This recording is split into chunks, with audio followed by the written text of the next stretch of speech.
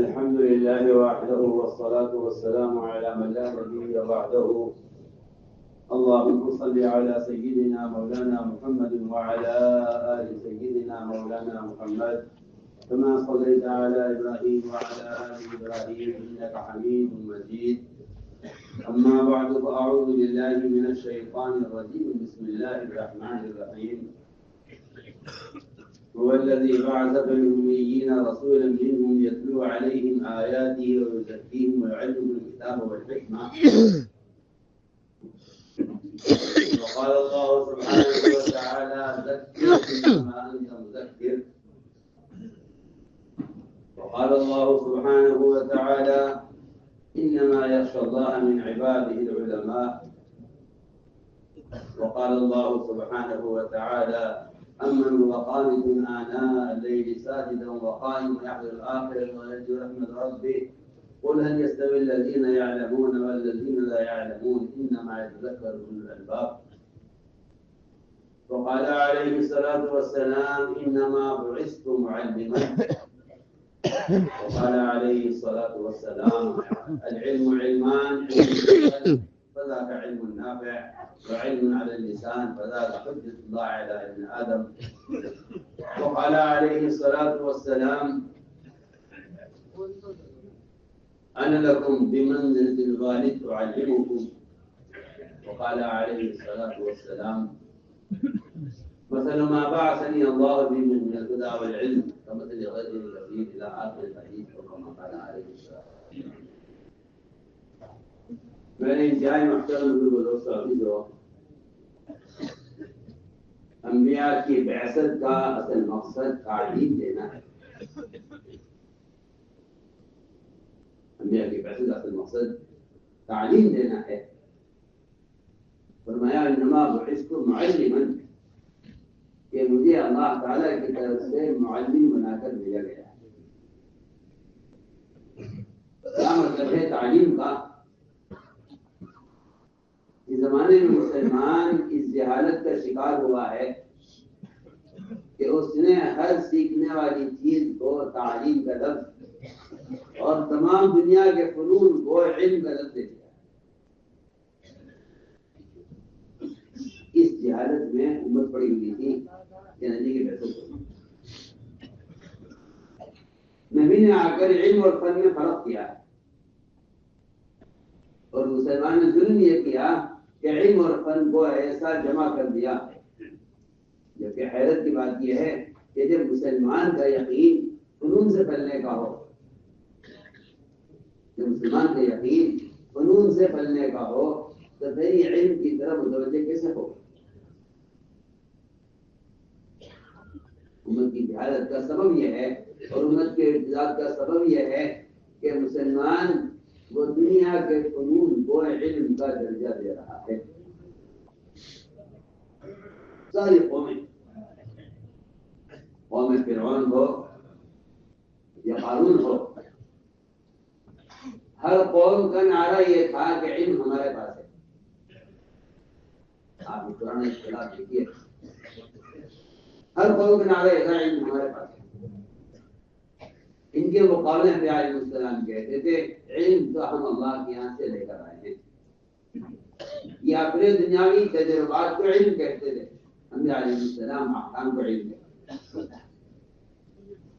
آج بھی مسلمان اب کی اکثریت اس جہالت کی شکار ہے کہ وہ اپنے ذاتی تجربات کو لکھ کر جو تجربات اور جو فائدے اسباب کے اندر ایک وقتی طور پر ہوتے ہیں ان کو اللہ کا ضابطہ سمجھ کر ان کو علم کا درجہ دیتے ہیں اور ان کو محفوظ کرتے ہیں اور پھر ان کو تعلیم دیتے ہیں. اور یہ کہتے ہیں کہ ہم علم سیکھ رہے ہیں، علم سیکھ رہے ہیں. سمجھتا ہوں کہ اس سے بڑی جہالت کوئی نہیں ہے کہ دنیا کے فنون کو علم کا درجہ یا دنیا کے فنون کو علم کا نام دیا جائے. اس سے بڑی کوئی جہالت نہیں.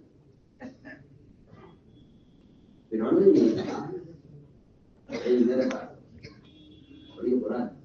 قارون نے بھی یہ کہا انما اوتیتہ علی علم عندی کہ میں نے جو دنیا کمائی ہے اپنے علم سے کمائی ہے. حاضر کا بھی کہنا یہ تھا کہ اصل علم سیاست کا علم ہے، وزارت کا علم ہے۔ امام اسلام نے کہا انی قد جاءنی العلم ما لم یأتک، آپ کے پاس وہ علم ہے ہی نہیں جو علم میں اللہ کے یہاں سے لے کر آئے۔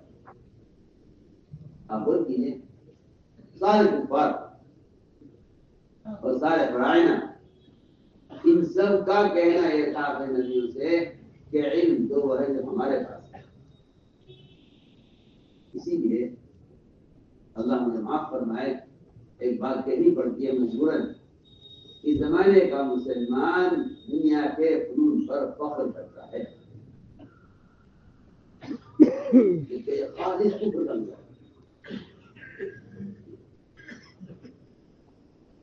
اس زمانے کا مسلمان دنیا کے فنون پر فخر کرتا ہے جبکہ خالص کفر کا ہے۔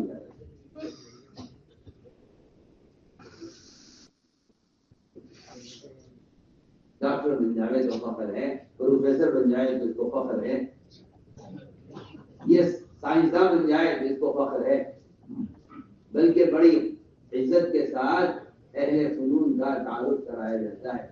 اور اگر آپ کو مؤذن بنا دیا جائے تو آپ کو مؤذن بننے میں کوئی فخر نہیں، آپ کو جب پوچھا جائے گا کیا کرتے ہیں تو آپ کہیں گے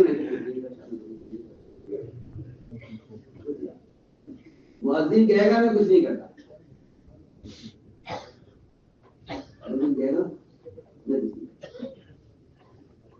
اور قرآن پڑھنے والا قاری کہے گا نہیں کہ کوئی ایسا خاص کام نہیں کرتا۔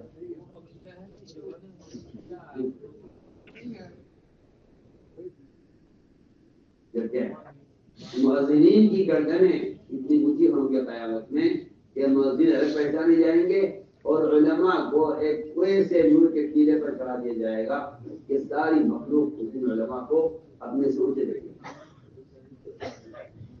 اپنے سے اونچے دیکھے گی۔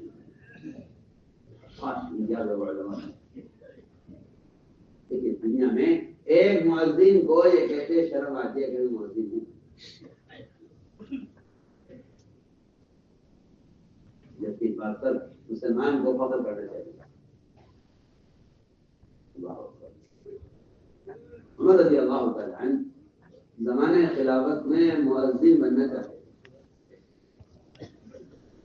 کہ کیا کہوں، امور خلافت اجازت نہیں دیتے اور امور خلافت فرصت نہیں دیتے، ورنہ میں مسجد کا مؤذن ہوتا، کیونکہ امور خلافت کی مشغولی سے کہیں اذان میں تاخیر نہ ہو جائے، اس مجبوری میں مؤذن نہیں ہوں، ورنہ میں اگر خلافت نہ ہوتی تو میں مؤذن ہوتا۔ علی رضی اللہ تعالیٰ عنہ حسنین رضی اللہ عنہ کے لیے آپ صلی اللہ علیہ وسلم سے اذان طے کرانا چاہتے تھے کہ نام مؤذن ہے، آپ مؤذن ہیں، میں تو آپ کو مثال دے رہا ہوں کہ مسلمان کو مؤذن بننے پر فخر نہیں ہے، مؤذن بننے پر فخر ہے۔ آپ اسے پروفیسر بنا دیں، اس کی عزت ہوگی، بالکل خالص کفر کا ملا ہے۔ جبکہ اس ملک کے مسلمان کو تو اذان پر فخر کرنا چاہیے، کیونکہ زمین آسمان کے بننے کے بعد پہلی اذان ہندوستان میں ہوئی۔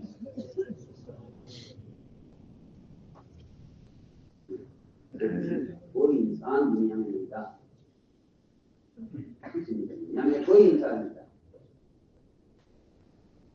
سب سے پہلی اذان اگر پوری دنیا کی زمین پر ہوئی ہے تو سب سے پہلے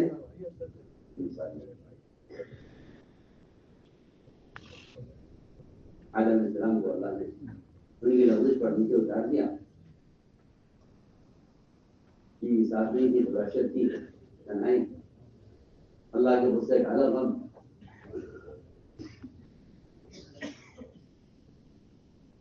جب اتر گئے تو طبیعت ہو رہی، کیا کریں، جبرائیل جاؤ اور آدم کے پاس جا کر اذان دو۔ جبرائیل نے آدم علیہ السلام کے پاس چل کر اذان دی، جس میں اشہد ان محمد رسول اللہ پر آدم نے پوچھا جبرائیل محمد پر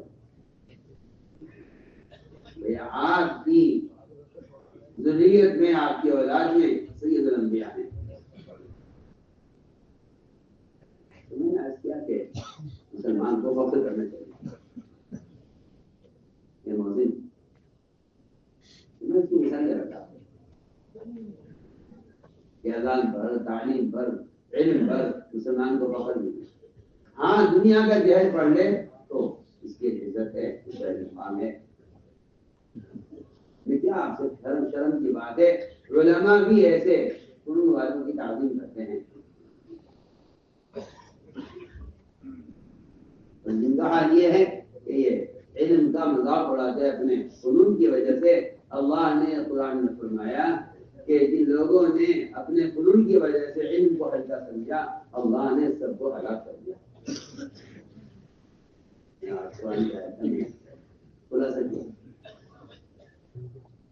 جن لوگوں نے اپنے فنون کے مقابلے میں علم کو ہلکا، میں کہتا ہوں آپ سے کہ علم کو ہلکا سمجھنے ہی کی وجہ ہے کہ مسلمان اپنے بچوں کی پڑھائی جو ہے وہ دنیا سے شروع کرتا ہے.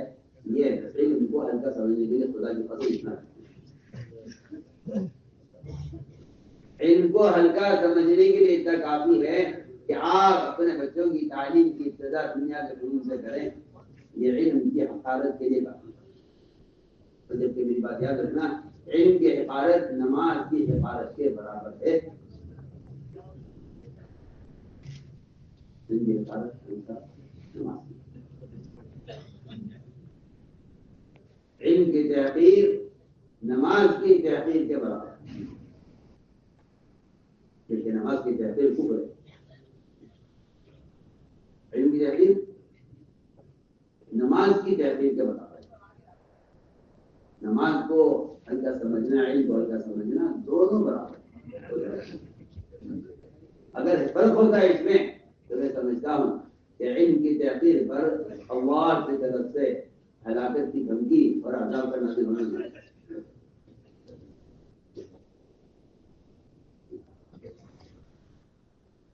اس زمانے میں بھی مسلمان جہالت کا شکار ہے کہ علم دو علماء کی رہنی چاہیے. کیونکہ نماز اور علم کی فرضیت میں ہر مسلمان مرد و عورت کے ذمہ یہ دو ایسے فریضے ہیں جن کے درجے میں کوئی فرق نہیں ہے. ان کے درجے میں جو درجہ نماز کا ہے وہ درجہ علم. اس لیے قرآن نے صاف کہا فلما جاءتهم رسلنا بالبينات فرحوا بما لديهم العلم وحاق بما كانوا يعملون.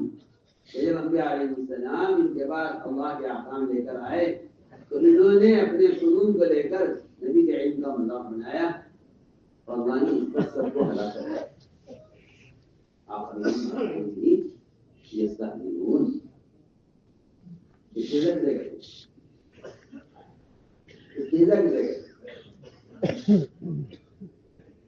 اللہ اکبر.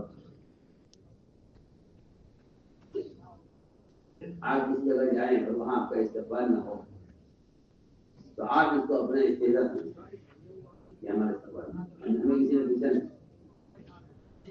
علم کا استعداد کے لیے اتنا کافی ہے کہ آپ علم دین حاصل نہ کریں، یہ استعداد کے لیے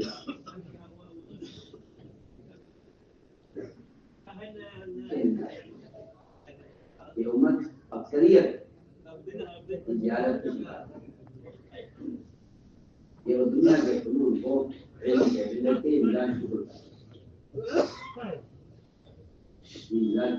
ہے کہ اس کے بعد سے یہ کہ اگر کوئی جاننا چاہے علم اور فن میں کیا فرق ہے تو اس پر غور کر لیں کہ قبر کے 3 سوالات میں سارا علم موجود ہے. وحدانیت کا، عقیدے کا، شریعت کا، سنت کا، سارا کا سارا علم 3 سوالات کے اندر موجود ہے. سارا علم قبر کے 3 سوالات. آپ جو بھی چیز سیکھ رہے ہیں آپ جو غور کر لیں، اگر اس سے قبر کا سوال حل ہوتا ہے تو وہ علم ہے، اور اگر اس سے قبر کا سوال حل نہیں ہوتا تو وہ فن ہے، جہل ہے، وہ علم. آسان بات کچھ بھی سیکھنا ہے. آپ جو بھی سیکھ رہے ہیں اس کو آپ قبر کے سوالات پہ پیش کر کے دیکھ لیں. اگر اس سے قبر کے سوال کا جواب بنتا ہے تو اسے علم کہا جائے گا، اور اگر اس سے قبر کے سوال کا جواب نہیں بنتا تو اس کو فن کہا جائے گا. یہ آسان راستہ ہے اگر کوئی علم و فن کا دماغ اور کرنا چاہے. علم کیا ہے اور فن کیا ہے؟ اگر کوئی فرق کرنا چاہے تو وہ جو کچھ سیکھ رہا ہے دنیا میں اسے قبر کے سوالات پر پیش کر کے دیکھ لے کہ اس سے قبر کا سوال حل ہوتا ہے یا نہیں، یا قبر کے سوال سے متعلق ہے یا نہیں۔ تو میں کہتا ہوں کہ وہ آسانی سے فیصلہ کر لے گا کہ میں جہالت سیکھ رہا ہوں یا علم حاصل کر رہا ہوں۔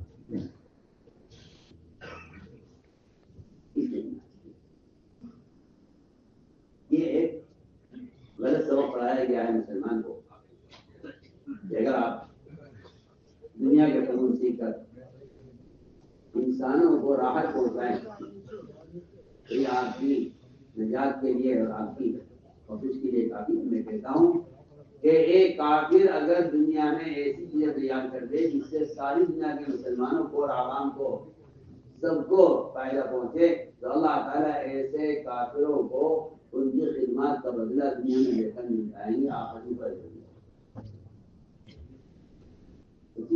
اگر مسلمان بھی ایسا کر دے کہ وہ دن سے جاہل رہے اور دنیا کے فنون کو عوام کی خدمت کے لیے حاصل کر کے بے تکلف آپ درج کرتا ہوں کہ ایمان اور فرائض کے بغیر آخرت میں کسی مسلمان کو بھی اس کے احسان کا بدلہ نہیں ملے گا جب تک ایمان اور فرائض۔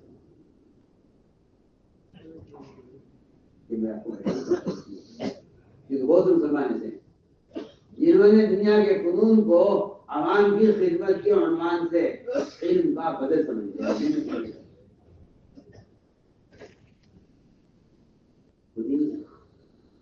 خود ہی نہیں سیکھتے۔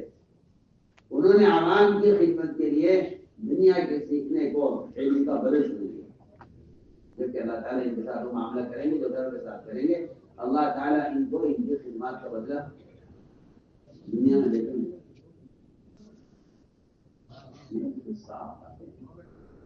کہ تمہارے آخرت میں اعمال کی قبولیت کا مدار فرائض کے ادا کرنے پر ہے، اس احسان کرنے پر، مخلوق پر احسان کرنے پر آخرت میں کوئی بدل نہیں ہے۔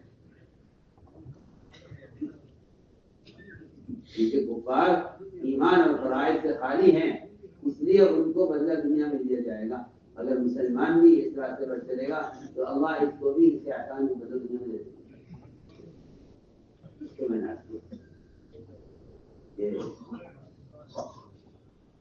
قبر کے سوالات سے جذبے بہت آسان تھا۔ قبر کے سوالات پر آپ اپنے جو کچھ سیکھ رہے ہو پیش کر کے دیکھ لو، اگر اس سے قبر کا سوال حل ہوتا ہے تو علم ہے، اور اگر اس سے قبر کا سوال متعلق نہیں ہے تو وہ علم ہے۔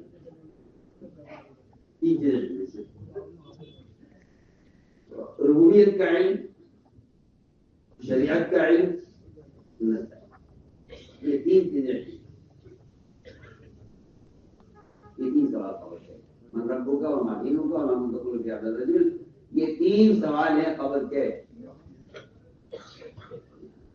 پہلا سوال یہ ہے کہ تم دنیا میں کس کے طریقے پر، کس کے حکم پر زندگی گزار کر آئے ہو؟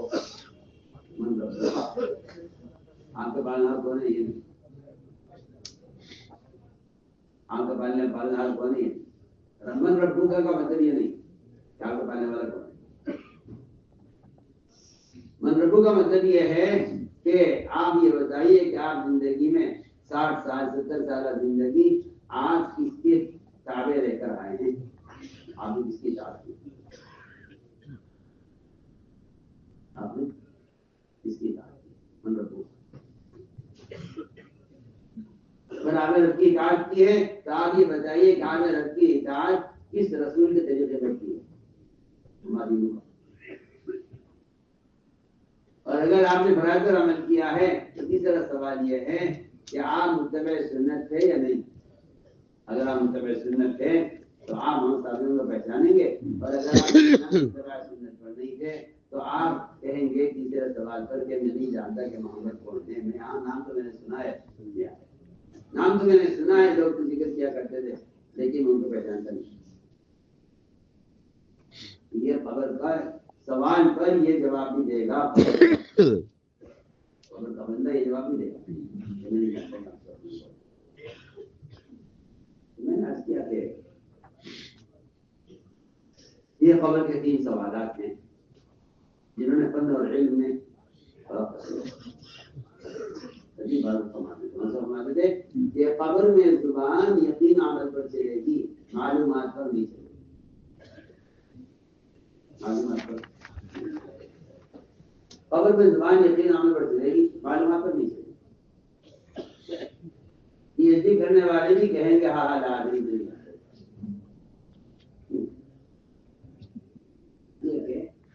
قرآن میں جاننے والوں کو قرآن نے جاہل کہا ہے، ہم جاننے والوں کو عالم کہتے ہیں۔ ہماری بات کو جو سننا ہو، ہم جاننے والوں کو عالم کہتے ہیں، نہ جاننے والوں کو جاہل کہتے ہیں۔ قرآن کی اصطلاح میں جاننے والے جاہل ہیں، جاننے والے جاہل، قرآن کی اصطلاح میں جاننے والے جاہل ہیں۔ آپ یہ قرآن آپ کو پتہ چلے گا کہ جاننے والے جاہل ہیں اور ماننے والے اور ڈرنے والے اطاعت کرنے والے صرف علماء ہیں۔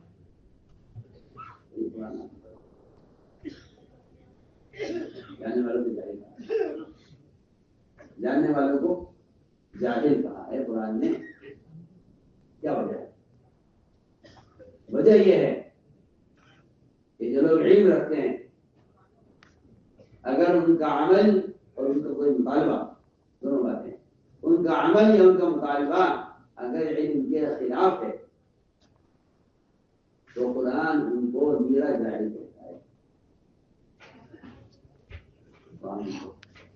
جاہل کہتا ہے۔ وہ قرآن ان کی دینی معلومات سے قرآن ان کو اپنی اصطلاح میں عالم نہیں کہتا، قرآن اپنی اصطلاح میں ان کو عالم نہیں کہتا اگر ان کا عمل یا ان کا مطالبہ علم کے خلاف۔ میری بات توجہ سننا ہو، اگر ان کا مطالبہ علم کے خلاف تو قرآن ان کو جاہل، ان کو عالم نہیں۔ حضور اکرم صلی اللہ علیہ وسلم سے صحابہ نے سوال کیا، سوال یہ کہ یا رسول اللہ، ہم آپ سے ایک چیز کی اجازت چاہتے ہیں۔ ہم نے یہ دیکھا ہے کہ یہ کفار جنگ سے فارغ ہوتے ہیں تو یہ اپنے ہتھیار دست پہ لٹکا دیتے ہیں۔ یہ طریقہ میں اچھا لگا، ہتھیاروں کی حفاظت کے لیے، سہولت کے لیے، تو کیا اجازت دیں گے کہیں ایسا کرنے؟ تو آپ صلی اللہ علیہ وسلم نے ان کے اس سوال پر لمبا قصہ سنایا، صرف نظامی کر گیا، ایسی نہیں کہ ہمارا طریقہ نہیں۔ آپ نے ان کے اس سوال پر واقعہ سنایا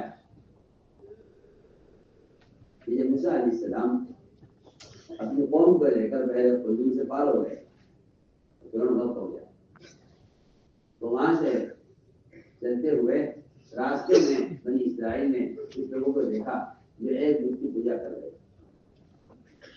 تو انہوں نے موسیٰ علیہ السلام سے کہا کہ ہمارے لیے بھی ایک ایسا معبود ہونا چاہیے جیسے معبود ان کا ہے، ایک بت ہمارا لیے بھی ہونا چاہیے جو بت ان کا ہے۔ تو موسیٰ علیہ السلام فرمایا انتم قوم تجہلون، کہ تم تو بالکل جاہل نکلے، تمہارا یہ مطالبہ، تم ایمان والے ہو کر یہ مطالبہ کر رہے ہو۔ آپ صلی اللہ علیہ وسلم نے یہ پورا واقعہ صحابہ کو تو سنایا جب انہوں نے اس بات کی اجازت طلب کی کہ ہم بھی ہتھیار لٹکائے جاتے ہیں۔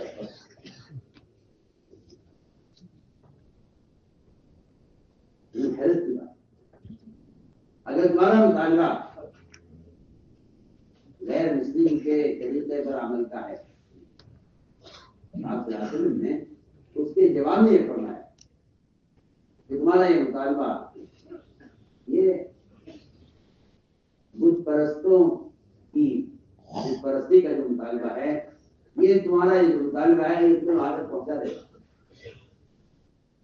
یہ تمہیں وہاں تک پہنچا دے گا، یہ تمہیں وہاں تک پہنچا دے گا۔ آپ صلی اللہ علیہ وسلم نے انہوں نے سوال کیا ہے ابتدا کے مرحلے کا، آپ نے جواب دیا ہے انتہا کے مرحلے کا۔ میں یہ کہنا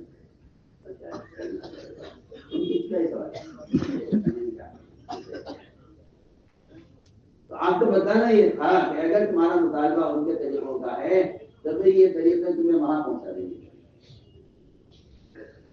یہ طریقے تمہیں وہاں تک پہنچا دیں گے۔ یہ آپ نے ان کی انتہائی منزل بتائی، میں نے عرض کیا کہ یہود اسلام لے آئے تھے، یہود اسلام لے آئے تھے، انہوں نے آپ صلی اللہ علیہ وسلم سے درخواست کی کہ ہم توریت پڑھا کرتے تھے، اگر آپ ایمان لے آئے ہم ایمان لے آئے، قرآن ہمارا ضابطہ ہے، قرآن ہمارا قانون ہے، قرآن پر ایمان لے آئے ہیں، اسی پر عمل کریں گے، لیکن اجازت چاہتے ہیں کہ کیا کبھی کبھی توریت پڑھ جاتے ہیں، کبھی کبھی توریت پڑھ جاتے ہیں، ایمان لانا پڑتا ہے۔ ہر مسلمان کے ذمہ قیامت تک آنے والے مسلمان کے ذمہ فرض عین ہے کہ وہ توریت پر ایمان لائے، توریت پر۔ انہوں نے عرض کیا کہ ہم پہلے یہود سے اسلام لے آئے، کیا آپ اجازت دیں گے ہمیں؟ ہم کبھی کبھی توریت پڑھ لیا کریں، صرف پڑھنے کے طور پر، عمل نہیں کریں گے، عمل تو کریں گے قرآن پر، کیا توریت پڑھ لیا کریں؟ آپ صلی اللہ علیہ وسلم نے تو اس پر کیا آپ جواب دیتے؟ اللہ نے جواب دیا فوراً، اللہ کی طرف سے ڈانٹ، اللہ کی طرف سے یہ تنبیہ ہوئی فوراً۔ اللہ نے فرمایا ادخلوا فی السلم کافہ، اسلام میں پورے پورے داخل ہو جاؤ۔ آسمانی کتاب ہے، اس کے پڑھنے کی درخواست، اس کے پڑھنے کی اجازت مانگی، یہ پڑھنا ہے اگر آپ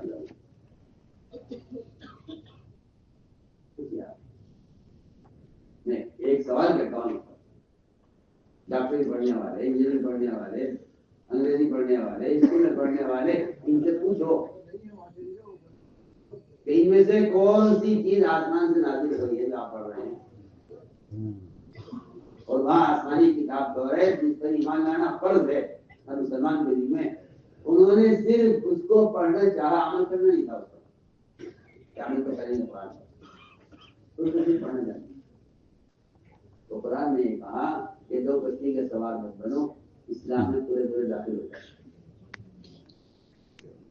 اسلام میں پورے پورے ادھر تو یہ ہوا، قرآن نے یہ ڈانٹ دلائی توریت پڑھنے والوں کو۔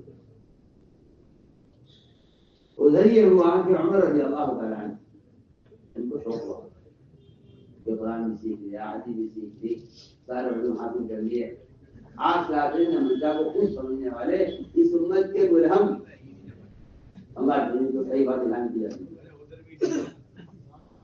یہ ہوا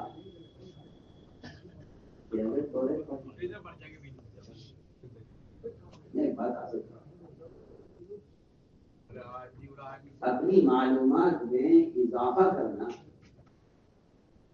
یہ علم کا موضوع ہے،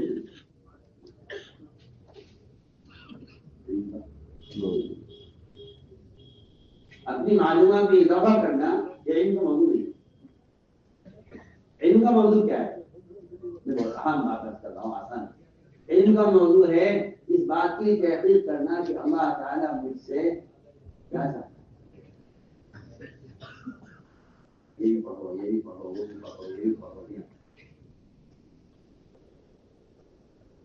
کیونکہ اس بات سے یہ ہے کہ جو چیز معمول بھی نہیں ہے، جب آدمی اس کو پڑھنے میں لگ جاتا ہے تو جو چیز معمول بھی ہے اس سے واقف ہو جاتا ہے،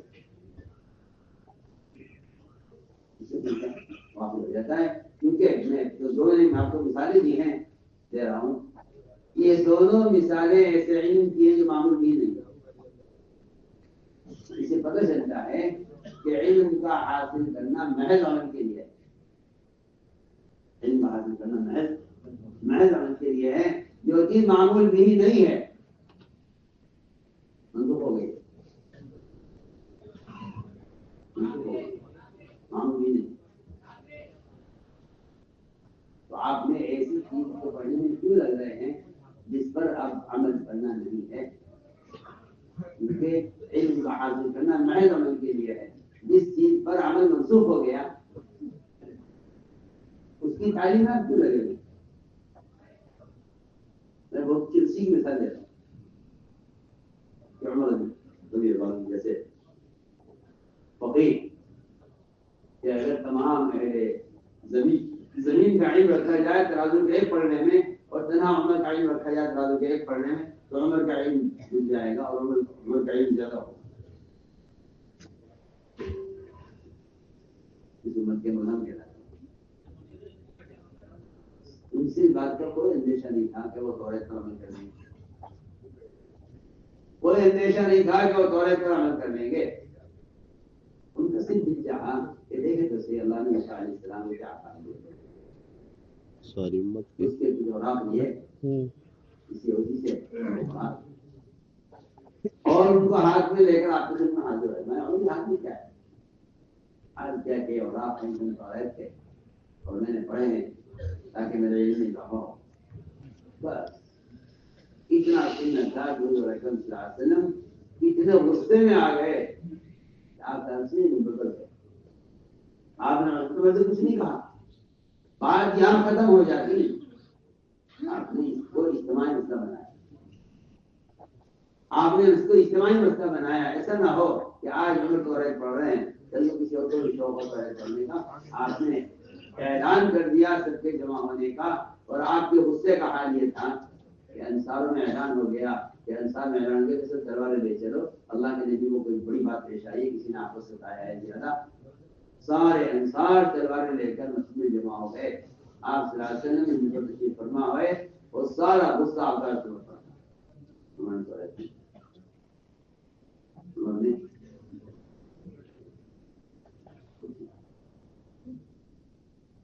آپ نے فرمایا کہ آج اگر موسیٰ علیہ السلام زندہ ہو کر آ جائیں ان کے لیے کوئی راستہ نجات کا نہیں سوائے میرے طریقے کے, اور اگر تم نے ان کے طریقہ پر کیا تم گمراہ ہو جاؤ گے.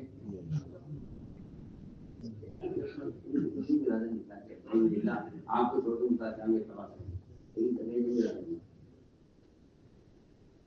سوچیے جو چیز علم تھی آسمانی کتاب ہے اس کو عمر جیسے عالم نے پڑھا اس طرح آپ کو اتنا غصہ آیا. جو چیز علم ہی نہیں ہے سرے سے دنیا کے مسلمان دنیا کی امور کو سیکھ لیں اور اللہ کے علم سے جاہل رہیں, اللہ کو یہ کا غصہ آئے گا. اس کا نظر جو ہے زمانے کا کتنا ہے کہ علم سننا ہے کہ نہیں ضروری نہیں ہے. میں چلاؤں کہ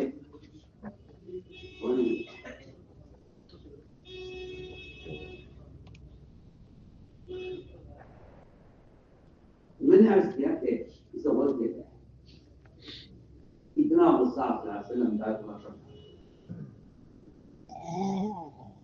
سارا غصہ آپ کا میں عمر اگر تم نے طریقہ میں عمل کیا تم برا ہو جاؤ گے. اور اگر آج موسیٰ علیہ السلام زندہ کر دیے جائیں تو ان کے لیے کوئی راستہ نجات نہیں سوائے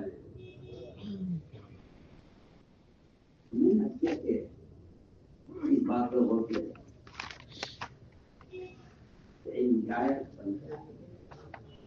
علم جن کو عالم نے حاصل کیا اس طرح ہم نے فرمایا جو چیز سرے سے علم ہی نہیں ہے مسلمان اس کو حاصل کر لے اور اللہ کے احکام سے اور اللہ کے علم سے وہ جاہل رہے تو ایسے مسلمانوں پر اللہ کے نبی کو قیام کو جتنا غصہ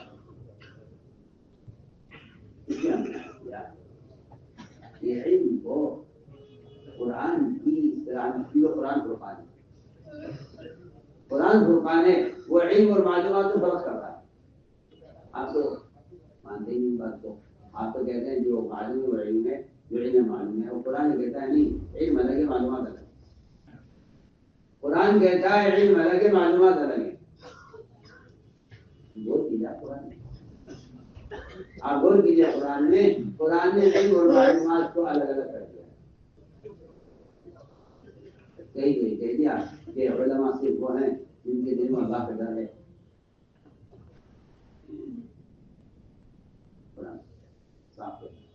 حسن کے ساتھ انما اس کے سوا کوئی بات نہیں ہے کہ اللہ کے بندوں میں سے علماء صرف وہ ہیں جو اللہ سے یہ بتا دیتا ہوں کہ یہ جاننا کہ نامحرم کو دیکھنا حرام ہے یہ علم نہیں ہے.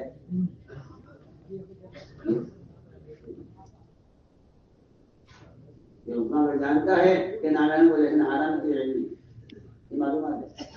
یہ معلومات ہے غیر مسلم کو بھی ہو سکتی ہے. غیر مسلم بھی کہہ سکتا ہے کہ مسلمانوں کے دین میں نامحرم کو دیکھنا حرام ہے. ایک غیر مسلم بتا سکتا ہے کہ مسلمانوں کے مذہب میں شراب پینا حرام ہے. آپ کا عالم کہیں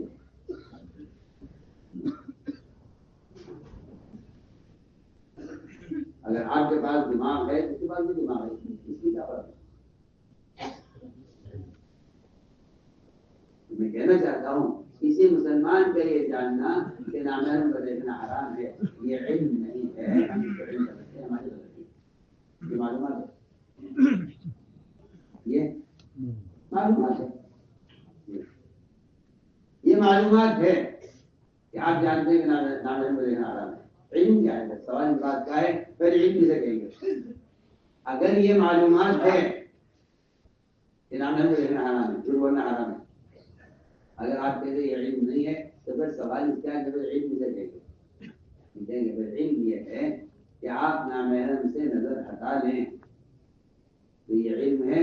اور اگر آپ نامحرم کو دیکھ رہے ہیں تو یہ معلومات یہ فرق ہے. قرآن میں بالکل صاف علم اور معلومات ہے. بے شمار آئے ہیں جو کہ غور کریں ان پر. تو قرآن میں معلومات اور علم کے درمیان جو فرق کیا ہے وہ فرق کیا ہے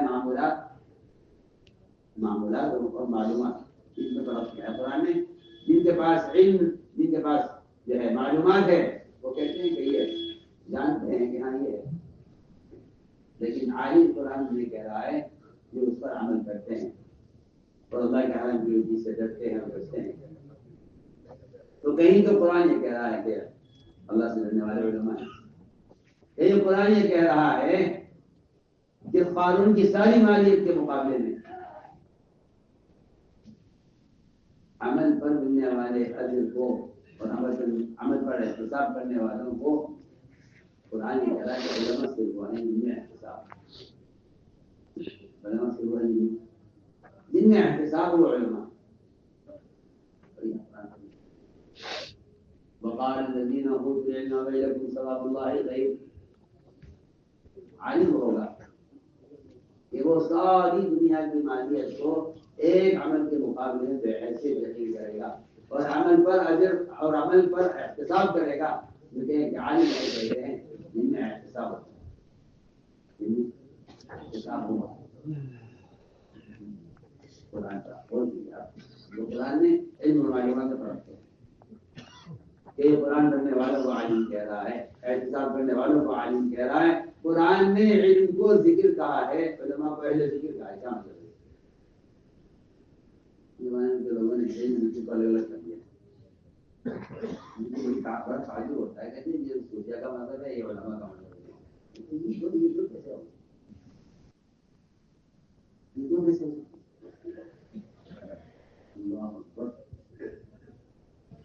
یہ اتنی خطرناک سوچ ہے. صوفیت الگ علماء حالانکہ علم کا بغیر صوفیت خدا کی قسم کوئی چیز نہیں.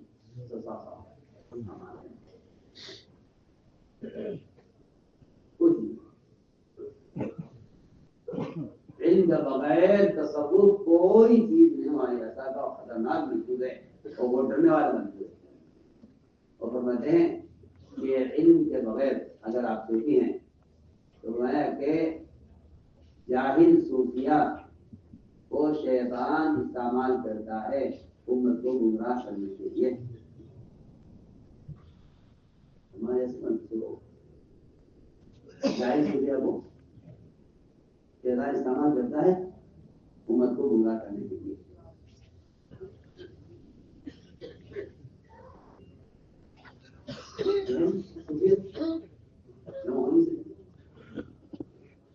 آدمی جاہل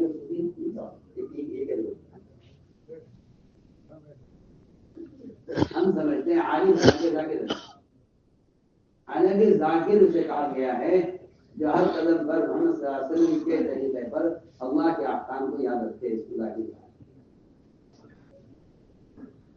اور علماء کو اہل علم نہیں کہا، اہل ذکر کہا. کیوں اہل ذکر کہا؟ کیونکہ اہل ذکر اس لیے کہا ہے علماء کو کہ اللہ کو یاد رکھنا علم ہے. اللہ کو یاد رکھنا علم ہے. اللہ کو یاد رکھنا ہے. ایک آدمی غلط طریقے پر وضو کر رہا ہے، آپ اس کو دیکھ کر کہیں گے چاہیے کہ کسی آدمی کا جہل اس کی زبان سے زیادہ اس کے عمل سے ظاہر ہوتا ہے.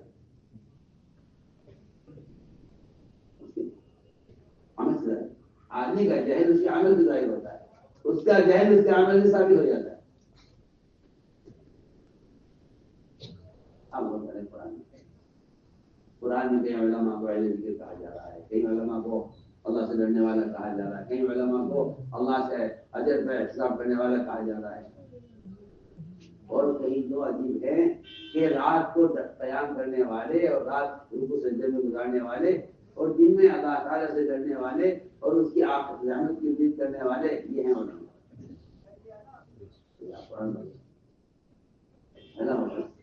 اس کے رات گزرتی ہو قیام میں رکوع سجدے میں اور دن گزرتا ہو اللہ کے خوف سے اور آخرت کی امید پر، اللہ تعالیٰ کی رحمت کی امید پر.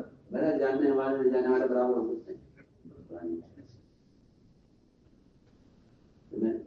تو ساری بات کا خلاصہ یہ ہے کہ ایک تو علم حاصل کرو اور علم میں بھی علم کا اخلاص نہ ہو. علم کا اخلاص اس طرح کلمے کا اخلاص اس کے الفاظ ہیں، اس طرح علم کے الفاظ بھی اس کے اخلاص بھی. کلمے کے اخلاص ہے کہ حرام سے روک دے، علم کا اخلاص ہے کہ یہ بھی حرام سے روک دے. اگر آپ کا علم حرام سے روک رہا ہے تو آپ کے پاس علم کا اخلاص ہے، اور اگر آپ کا علم حرام سے نہیں روک رہا ہے تو آپ کے پاس علم کے الفاظ ہیں.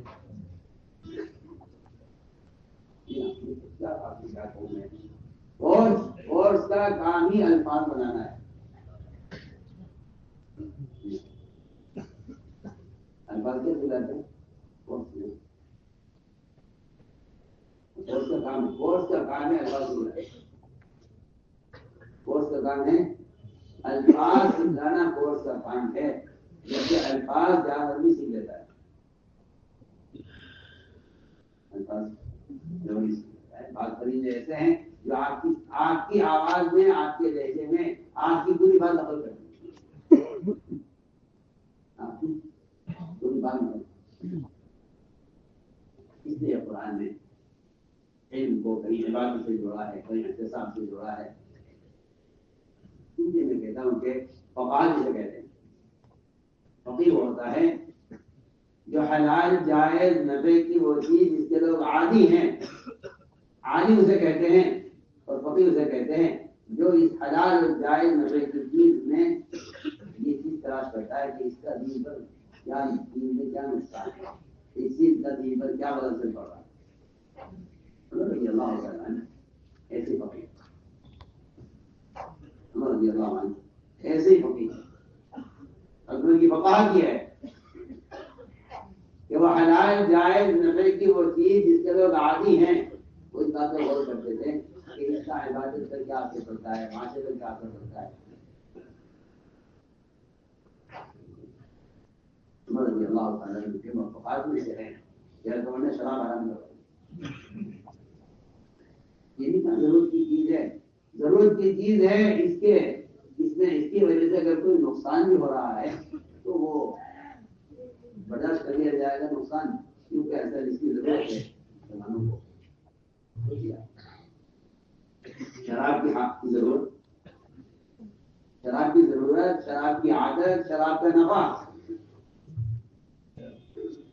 شراب کی ضرورت، اس کی عادت، اس کا نفع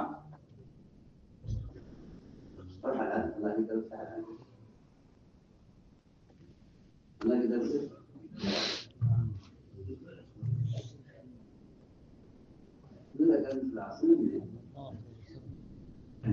رضی اللہ تعالیٰ عنہ کو ہمارے مہینوں سے ایک پوچھے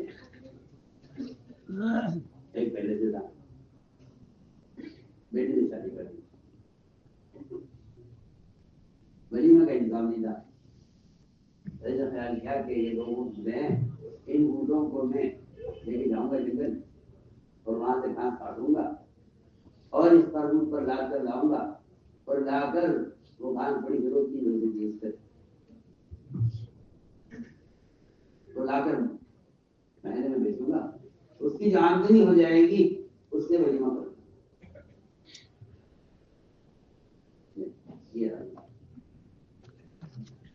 ادھر الحمدہ کے یہاں شراب کا دور چل رہا تھا،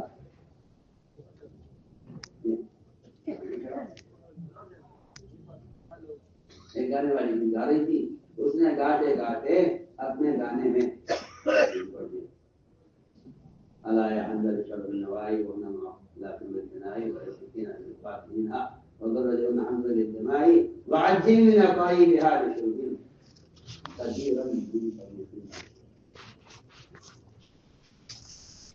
الحمد شراب کے میں تھے،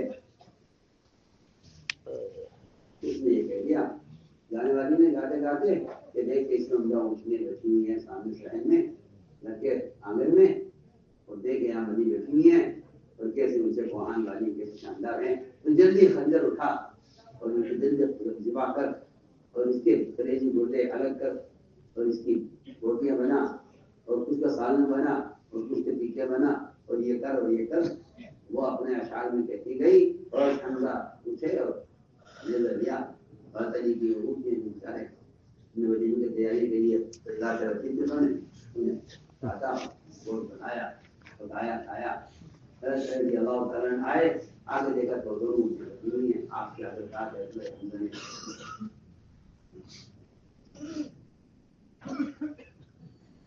یہ ہنگامہ ہوا اس پر،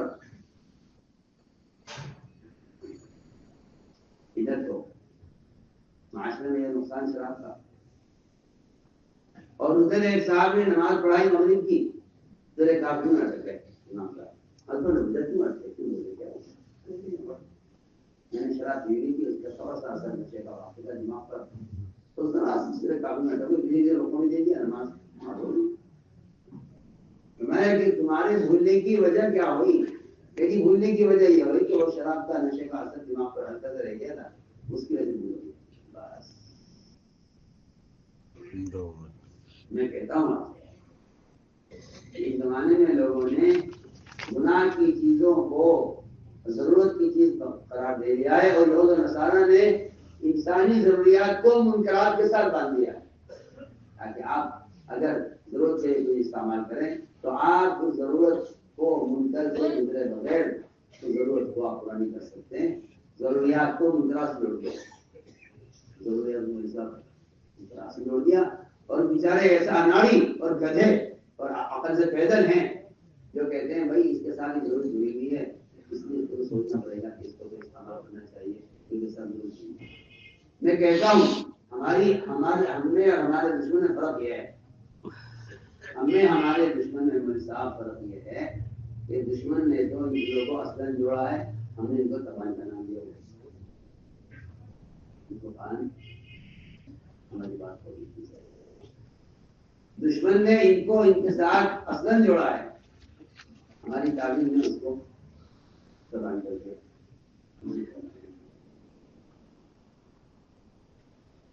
دشمن نے ان کے ساتھ ضروریات کو اصلاً جوڑا، دشمن نے ضروریات کو منکرات کے ساتھ اصلاً جوڑا ہے،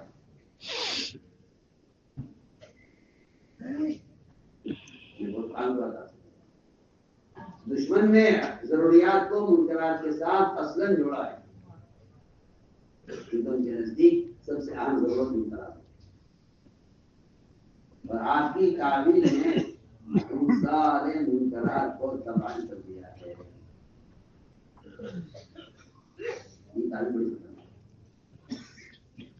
آپ ہر منکر کو یہ سوچ کے اختیار کر کے چلے جائیں گے کہ یہ تو تباہ ہے، اصل بڑی اصل یہیں سے یہ دروازہ کھلا ہے کہ بھائی ہم اگر استعمال کرتے ہیں اس میں تو ہمارا مقصد وہ غلط چیز نہیں ہے، تو اس نظر چیزیں نکالنا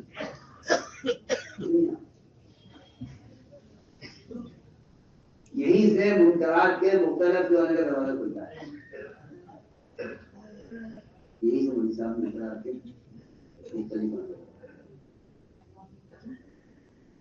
کیونکہ وہ اس چیز کی خباثت کو نہیں دیکھتے، اس کی ضرورت کو دیکھتے.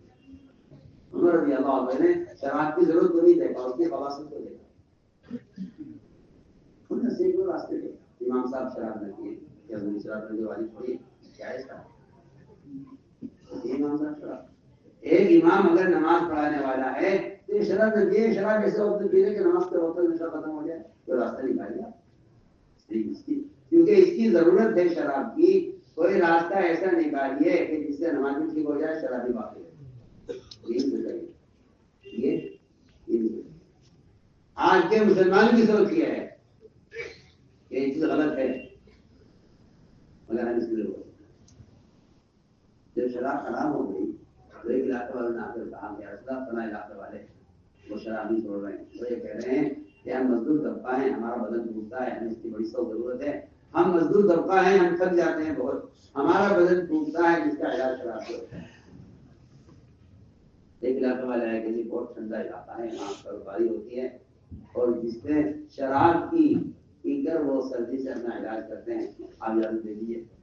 ہمارے کہیں شراب حرام ہو گئی ہے. انہوں نے کہا جی وہ نہیں مانتے. آپ نے فرمایا ان سے قتال کیا جائے گا شراب پر. ان سے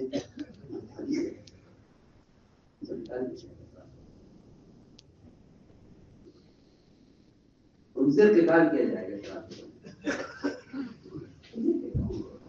یہ کوئی بقات یہ حماقت ہے، یہ کوئی بقات اسے کہتے ہیں.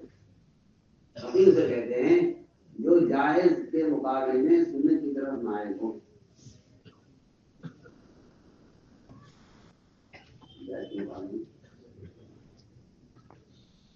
اسی لیے فقاہت کے لیے سنتوں کی عظیمت لازم ہے. عظیمت لازم ہے سنتوں پر. اجتہاد اور فقاہت کا تقاضا یہ ہے.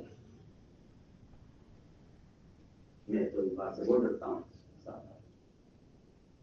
یاد یہ کہ بھائی فقاہت تو یہ ہے کہ رخصت پر عمل کر لیا جائے. حالانکہ میں سمجھتا ہوں کہ فقاہت عظیمت کے ساتھ، فقاہت عظیمت کے ساتھ. یہ بڑے افسوس کی بات ہے کہ تقوی میں اور جوال میں فرق کر دیا. تقوی اور جوال میں فرق کر دیا.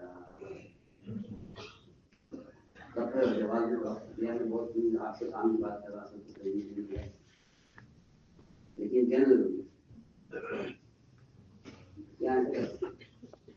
ہاں میاں بات ہے تقوی کا تو یہ تقاضا ہے کہ یہ کیا جائے، اور باقی بدلے کا یہ ہے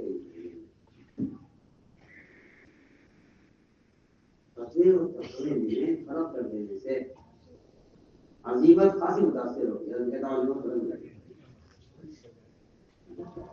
عظیمت ختم. فقاہت کا تقاضا یہ ہے کہ فقیہ جائز کے مقابلے میں سنت کی طرف مائل ہے.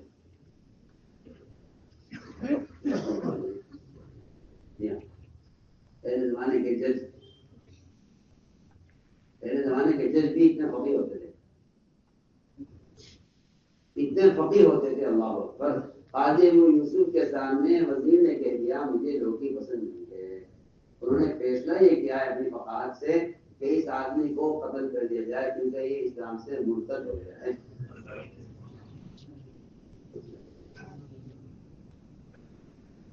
آج بہت ہی ہلکی آواز سے کوئی کہہ دے گا کہ ہاں بہتر کریے گا کہ اس طرح کٹنگ ہوگی اس سنت ہے، لیکن ایسے بھی کر سکتے ہیں.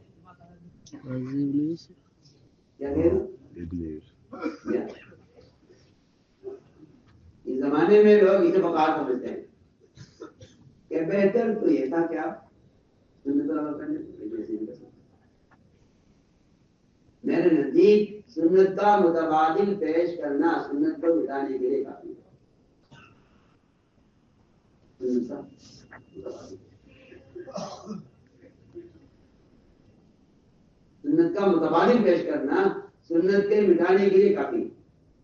آپ متبادل کیوں پیش کر رہے ہیں؟ متبادل کیوں پیش کر رہے ہیں؟ اسی بات میں احیاء سنت کے لیے جو آپ کو جواز کے مقابلے میں یہ احیاء سنت کے لیے لازم ہے.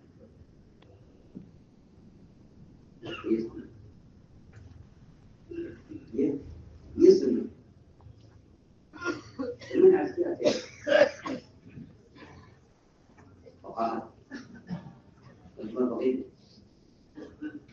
ان کی فقاہت یہ تھی کہ وہ یہ غور کرتے رہتے تھے کہ اس میں کیا نقصان معاشرے کا ہو رہا ہے.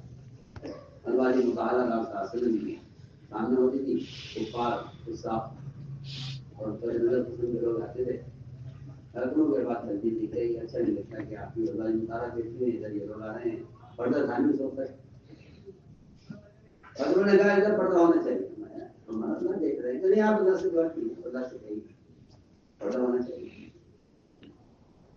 میں کہتا ہوں کہ فقاہت ایک نور ہے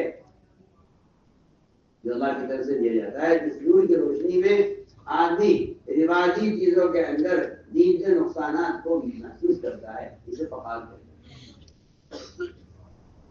رواجی شکلوں میں دین کے نقصانات کو محسوس کرنا فقاہت ہے.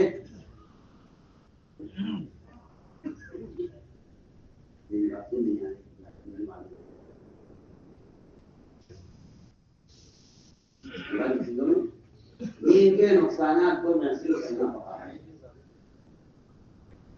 جو آدمی خدا کے پسند جتنا متبع سنت ہوگا اللہ اس کو فقاہت عطا فرمائیں گے. اللہ تعالیٰ کی طرف سے ایک عطیہ ہوتا ہے اس کو صرف معلومات سے تعلق نہیں. اس کا تعلق تقوی سے. قرآن میں صاف تھا اور حدیث میں صاف ہے. قرآن نے صاف کہا ان تتقوا اللہ یجعل لکم فرقانا کہ تمہاری بات سب کی باتوں سے جب مختلف ہوگی جب تمہیں تقویٰ ہو. اگر تمہیں تقویٰ ہے تو تمہاری بات سب سے مختلف ہوگی. اگر تمہیں تقویٰ نہیں ہے تو تم سب کے ساتھ رہ جاؤ گے. لیکن کیا کریں ماحول ایسا ہی ہے. عوام یہی چاہتی ہے کی بات کو مانے میں کون لے گا. میں کہتا ہوں کہ علماء کی امتیازی شان صرف اتباع سنت سے ہے. ماحول اگر اتباع جواز پر آ جائیں تو ان کے عوام کے درمیان کے امتیاز ختم ہو جائے. اس لیے کہ عوام جواز کو چاہتی ہے سنت کو نہیں چاہتی. عوام انصاف جواز کو چاہتی ہے کیونکہ عوام کی سطح ہو سکتی ہے. عوام کی سطح عوام کی سطح رخصت کی ہے. رخصت جواز کا تقاضا کرتا ہے. رخصت جواز کا تقاضا سنت عظیمت کا تقاضا کرتی ہے. عوام کا میدان جواز کی طرف ہے. میں کہتا ہوں شکایت بھی کرتا ہوں کہ عوام ایسے عالم کو پسند کرتی ہے جس کے یہاں گنجائش ہو سہولت ہو. ان کے مزاج میں اعتدال میں حیران ہوں جس کو جو سنت پر مصر ہو اس کو متشدد کہتے ہیں اور جو جواز کی اجازت دے دے اس کو معتدل کہتے ہیں. ان میں اعتدال ہے. ان میں شدت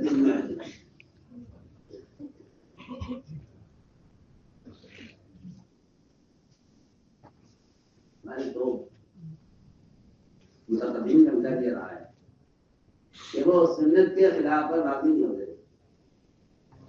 اور بیمار کو اجازت دیتے تھے کہ اگر وہ بیماری کی وجہ سے اور اس سنت عمل کرنے سے بیماری کے بڑھنے کا یقینی طور پر اندیشہ ہے تو وہ صرف بیماری کے وقت تک اس سنت کو چھوڑ سکتا ہے. لیکن وہ اس بات پر ندامت رہے کہ سنت کی طرح ہوں گے.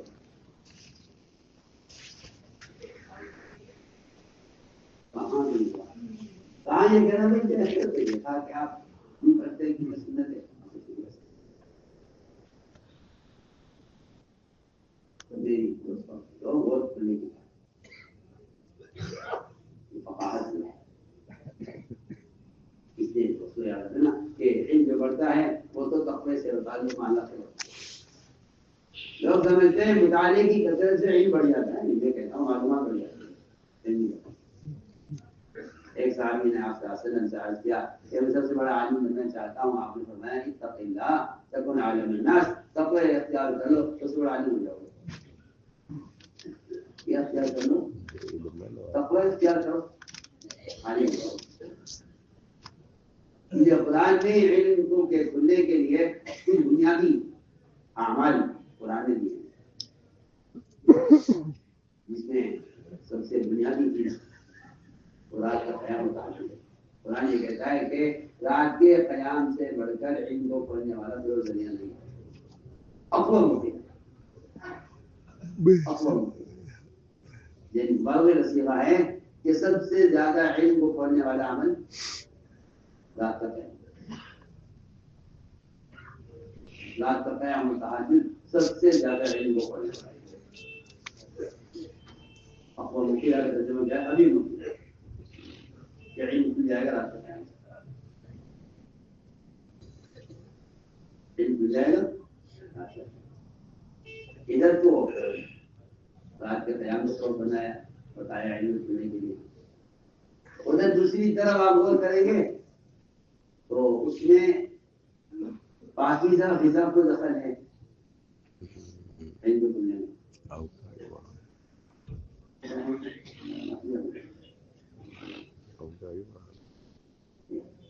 لوگ اسے اناڑی ہیں، ایسے اناڑی ہیں لوگ اور ایسے عقل سے پیدل ہیں کہ وہ پچھلے لوگوں کی ذہانت کو یہ کہہ کر بات ختم کر دیتے ہیں کہ پہلے زمانے میں غذائیں اچھی ہوتی تھی، خالص ہوتی تھی، تھوڑا مضبوط ہوتے تھے، اس لیے دماغ فیل ہوتے۔ میں کہتا ہوں یہ پاگل ہے۔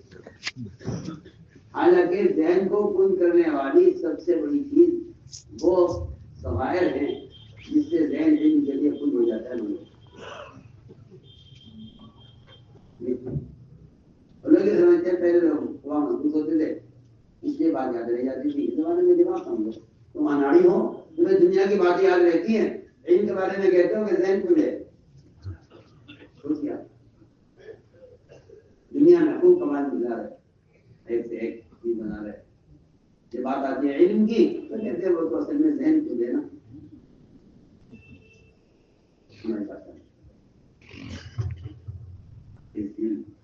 علم کے لیے دماغ کھلتا ہے، علم کے لیے دل کھلتا ہے، سب کے لیے اس کے لیے بنیادی شرط بہت اتنے ضریف ہے، اللہ اتنے ضریف ہے اللہ فرمایا کہ وہ قابل نہیں تھے ان کے ساتھ ان کے تلامذہ ان کے دوست پڑھنے والے ساتھی کہتے تم لکھتے تو ہوگی کیا پہلے تمہارے آنے سے کرتے۔ روزانہ جھگڑا ہوتا تھا کہ امام صاحب نے پہلے دن سے لے کے آخر دن تک کی ساری حدیثیں زبانی سنادی جو کوئی سارا سنا تھا سب ان کا سننا یہ ہے کہ علم سے واقع ہے، ورنہ سب سے زیادہ ذہن کو کچھ کرتے ہیں شرائط کبائر علم سے محروم کر دیتے ہیں اور صغائر علم کو بلا دیتے ہیں۔ صغائر علم کو حضرت امتحان میں فرما دیتے ہیں اشعار یاد رکھا کرو، اشعار یاد کرو گے تو قرآن یاد نہیں رکھ سکو گے۔ حالانکہ اس کا مطلب یہ نہیں کہیں سے کہیں تک بھی کہ تم تلاوت نہیں کر سکو گے، تراویح نہیں پڑھا سکو گے، نہیں۔ بہت سے شعراء اچھے جید حافظ ہیں، قرآن کو یاد کر لینا اس کے حروف سے یہ قرآن کا حفظ کرنا نہیں ہے، بلکہ قرآن کو اس کے احکام کے اعتبار سے یاد رکھنا یہ قرآن کا حافظ ہے۔ قرآن جو اس کے احکام کی حفاظت کرے، اس کے احکام کی حفاظت کرے۔ تو فرمایا کہ امام بخاری رحمۃ اللہ علیہ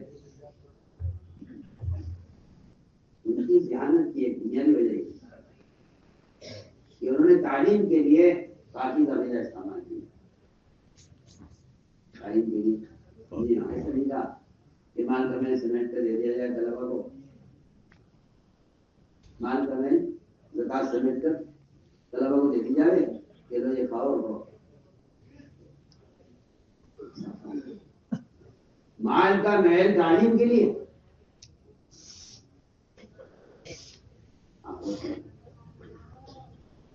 مال کا محل تعلیم کے لیے دنیا کے فنون لوگ پڑھتے ہیں، اپنی ذات سے خرچ کر کے علم حاصل کرتے ہیں، دوسروں کے مال کے خرچ میں بیچ کر آپ سے بیچ کرتے ہیں، دنیا کے زہر پڑھتے ہیں اپنے مال سے، پھر داخل کرتے ہیں، پڑھتے ہیں، ڈاکٹر انجینئر پروفیسر جانے کیا کیا ہو جاتے ہیں، چاندر پہنچ جاتے ہیں۔ تو یہاں یہ ہے کہ کوئی اپنے مال کا محل دے دے تو ہم پڑھ لیں۔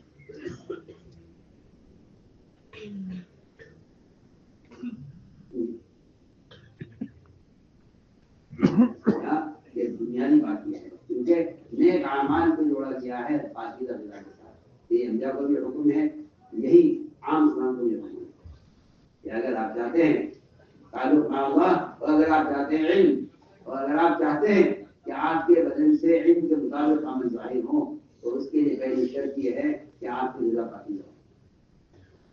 تو یہ بات آپ کے نیک اعمال کا جو تعلق ہے وہ سب سے پہلے معلومات سے نہیں ہے، وہ سب سے پہلے آپ کے بدن کے خون سے ہے۔ موسیٰ فرماتے تھے لوگ لقمے کو معمولی سمجھ کر کھا جاتے ہیں، حالانکہ لقمہ سمندر خیال اس کی ہوتی ہے، جیسے غذا ہوگی ویسے خیال، جیسے غذا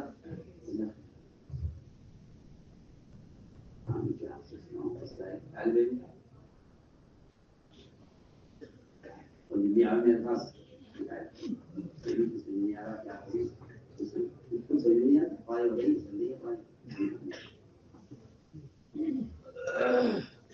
یہاں باپ بڑے کارخانے کا مالک مانگا، بہت مانگا، کروڑپتی آدمی، بیٹے کو مدرسے میں ڈال دیا، وہ میرے پاس آ گئے تو رو رہے کہ نہیں چاہتا ہوں سوچ رہا ہے کہیں بڑا چھوڑ دوں، میرا دل لگ رہا ہے اس میں تو باپ کے ساتھ کارخانے میں میں نے ایک سوال میں تو یہ بتاؤں تمہارے قیام کا، کتاب کا، کھانے کا، بجلی کا،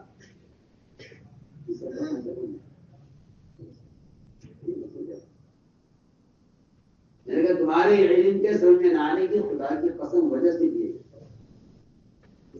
تم صاحب نصاب ہو اور تم زکات سے علم حاصل کر رہے ہو، تم 10 سال 20 سال پڑھتے رہو تو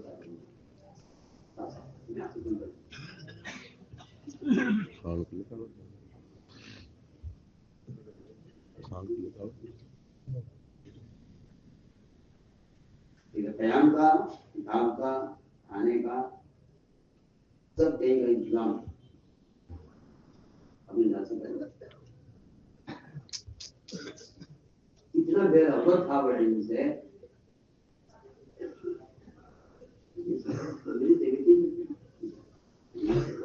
کیا کہہ رہا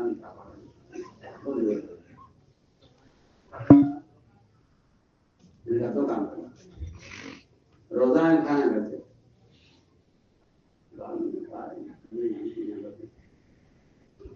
ڈرائیور طے کر لو، تمہارا گھر کھانا گھر پہنچائے گا، تمہارا کھانا گھر سے پہنچائے گا، کتابیں بھی خرید لو۔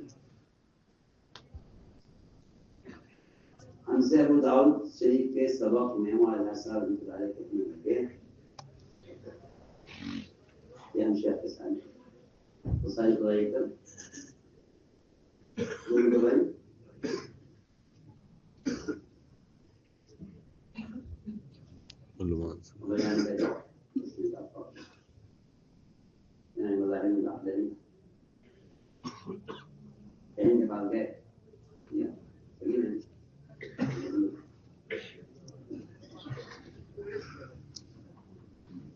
مجھے اظہار پڑھنا ہے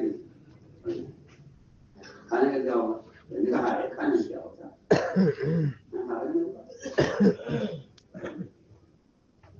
اگر پڑھنا ہے تو کھانے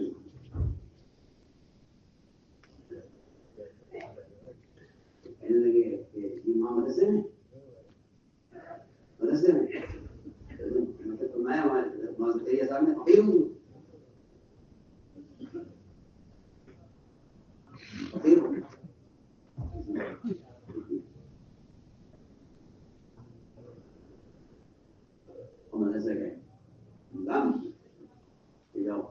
شادی پر وہاں گئے شادی پڑھی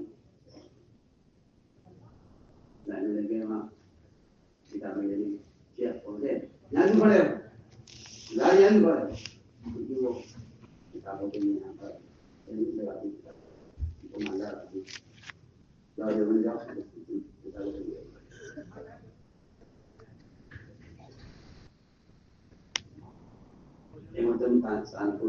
مولانا کے ساتھ کہنے لگے کہ یہ جو سامنے گلی میں گھر نظر آ رہی ہے کہنے لگے کہ اس گلی کے گھر میں یہاں ایک طباخ اس سے مجھے لوگوں نے کھانا دیا کھانا چاہتے یہاں سے ملے گا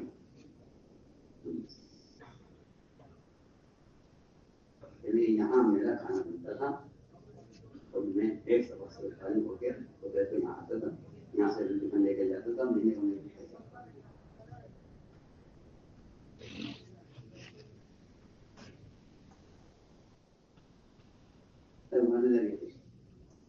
مانے صاحب نے کہا یار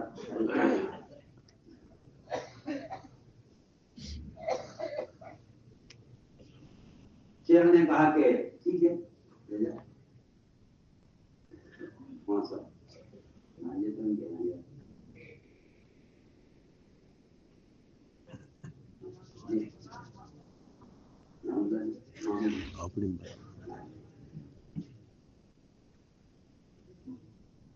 امتحان چل رہا کتاب کا جیسے میں امتحان کا پرچہ لکھا اور امتحان کا سوال بولا اور کہا سے گاڑی کو سب طلبا نے سوال شروع کیا اور ہمارے سامنے شیخ کو پرچہ لکھا آپ جو عبادت نقل کر رہے ہیں اس کتاب سے اس پہلے عبادت پہلے چھپی ہوئی ہے آپ بنا اس پیسے نقل کریں عبادت اس عبادت کی چھوٹی کر کے بچہ کر کے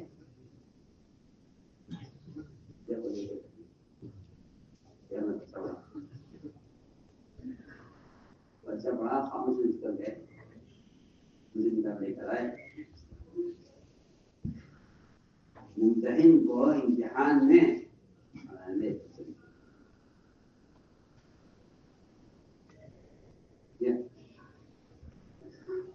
امتحان میں بچارے ممتحن کی جان ہے حلق میں شروع ہوتی ہے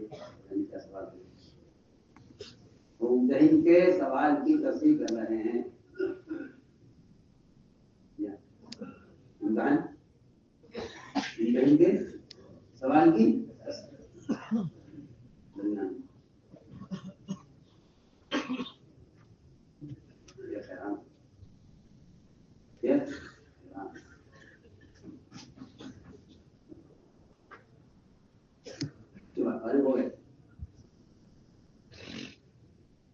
شیخ نے کہا کہ میں یہ سمجھا تھا کہ یہ ہر مہینے پرچہ نقل کرتا ہوگا اس کی صلاحیت کا مجھے اندازہ جب ہوا جب اس کو یوسف سے لے گیا تو مجھے ایک مثال آپ کو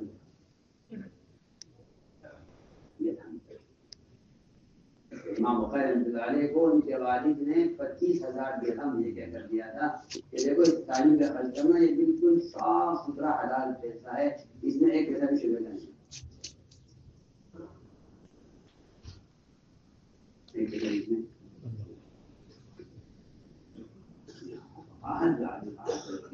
مجاہدے کے کمال سے ہوتی ہے اور مجاہدے کا کمال دوسرے کے مال سے خدا کی قسم نہیں ہوتا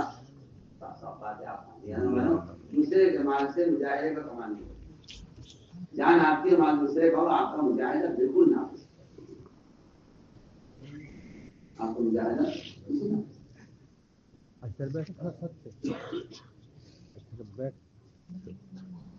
جبرتی کرائی اس کی طرح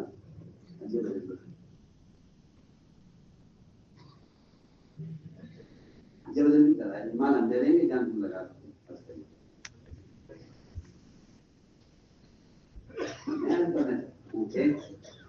امام بخاری رحمۃ اللہ علیہ کی ذہانت اس کی بنیادی وجہ ہے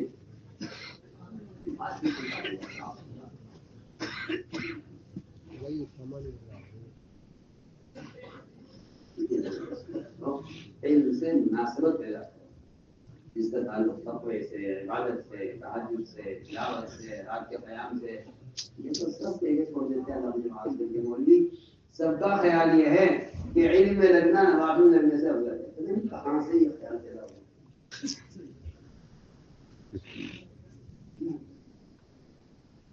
نصاب پڑھتے ہیں، معلومات بڑھاتے ہیں، اور خدا جانے کیا کیا پڑھتے ہیں، اور ان سارے زوائد کو نوافل پر مقدم کرتے ہیں، کیونکہ آج کل کے لوگ خیال ہے کہ نوافل زائد ہے، حالانکہ نوافل زائد نہیں، صاحب نوافل مزید مطلب کہ ترجمہ کے زائد نہیں، مطلب کہ ترجمہ زائد کے نہیں، وہ وہابنا لہو اسحاق و یعقوب نافلہ، نعوذ باللہ کوئی ہے جو کہتے ہیں کہ یہ زیادہ ہے مزید لوگ، وہابنا لہو اسحاق و یعقوب نافلہ، کہ ہم نے ان کو اسحاق و یعقوب مزید کیے، اسحاق و یعقوب مزید کیے کیا؟ نوافل تو تکمیل کے لیے ہے، نوافل تکمیل کے لیے، نوافل تکمیل کے لیے، اور اب یہ خیال پیدا ہو گیا ہے کہ تو تعلیم لے گئے ہیں لیکن ناس کرتے ہیں کہ رات کا قیام سے زیادہ علم پڑھنے والی کوئی چیز نہیں، رات کے قیام سے بڑھ کر علم پڑھنے والی، اس لیے عمل کرتے ہیں کہ علم حاصل کرنے میں آدمی باوجود ہے۔ مسواک کا استعمال طلبہ خود کیا ہے، مسواک کے استعمال سے تلاوت میں اضافہ ہوتا ہے، اور فرشتہ استعمال کرتا ہے، اتلو آیت کہتا رہتا ہے فرشتہ کہ اس نے اگر مسواک کا تلاوت کی ہے تو فرشتہ اس کی تلاوت میں اس کی تلاوت کو فرشتہ کہہ کر بڑھاتا ہے، سارا علم قرآن کی شرح ہے، تو جو آدمی مسواک کا اہتمام کرے گا اسے جس طرح تلاوت میں تعاون مل رہا ہے فرشتے سے، اس طرح تعلیم میں تعاون نہیں ملے گا۔ امام حسین بلی نے باب قائم کیا سورہ قیام، باب قائم کیا سورہ قیام کا، اور اندر کوئی حدیث سورہ قیام کی نہیں لائی، باب قائم کیا ہے سورہ قیام کا، اور حدیث لے کر آئے ہیں اس پر، حدیث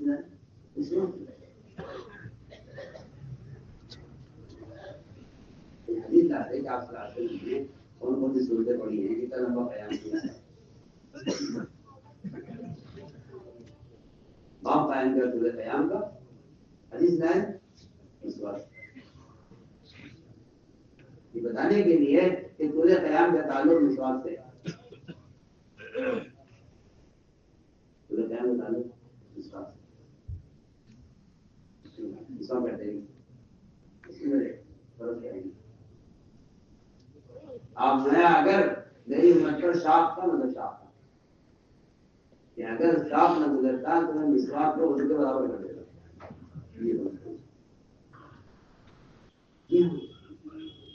ہر نماز کے ساتھ وضو کے ساتھ مسواک کو ایسا لازم کر دیتا، اور مسواک نہیں ملے اور مسواک میں گئی کیوں گئی ضائع ہو گئی، کیا ہوگا؟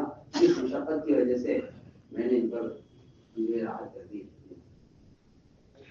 ورنہ سکرات میں آپ کے ذوق کا حال یہ تھا کہ آپ نے صرف ہاتھ کے اشارے سے دعا کرائی ہے، انسانوں کے لیے کے لیے اتنی ہمت نہیں تھی کیا، لیکن مسواک آپ اتنی قوت سے کر رہے تھے،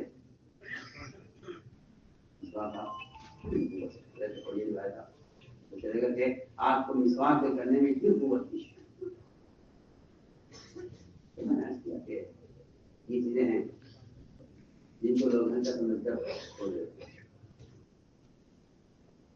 اس لیے علم کے حاصل کرنے میں اپنی زبان کی حفاظت، نظر کی حفاظت، کانوں کی حفاظت یہ کرنا پڑے گا، کیونکہ دل کا علم چاہیے، کون سا چاہیے؟ دل کا علم، دل کا علم نافع اسی ہوگا، قرآن حدیث میں علم نافع دل کے علم ہوتا ہے، اور زبان کے علم کو فرمایا تیرے خلاف نہیں کرے گا، حجت بنے گا تیرے خلاف حجت بنے گا. زبان کے علم کو مصیبت کہا ہے, زبان کے علم کو مصیبت کہا ہے, اور دل کے علم کو علم نافع کہا ہے. یعنی کیا علم کو تو استعمال کرتے ہیں, ایک زبان کا علم, دل کا علم, زبان کا علم اور دل کا علم. دل کا علم نفع دے گا, زبان کا علم کے آدمی کے لیے مصیبت بنے گا.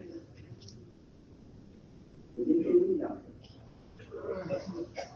یہ زبان دماغ کے تابع ہوتی ہے اور سارے اعضاء قلب کے تابع ہوتے ہیں, سارے اعضاء قلب کے تابع. اس لیے فرمایا کہ علم نافع کا تعلق اس علم سے جس سے دل متاثر ہو. علم نافع وہ ہے جس سے دل متاثر ہو.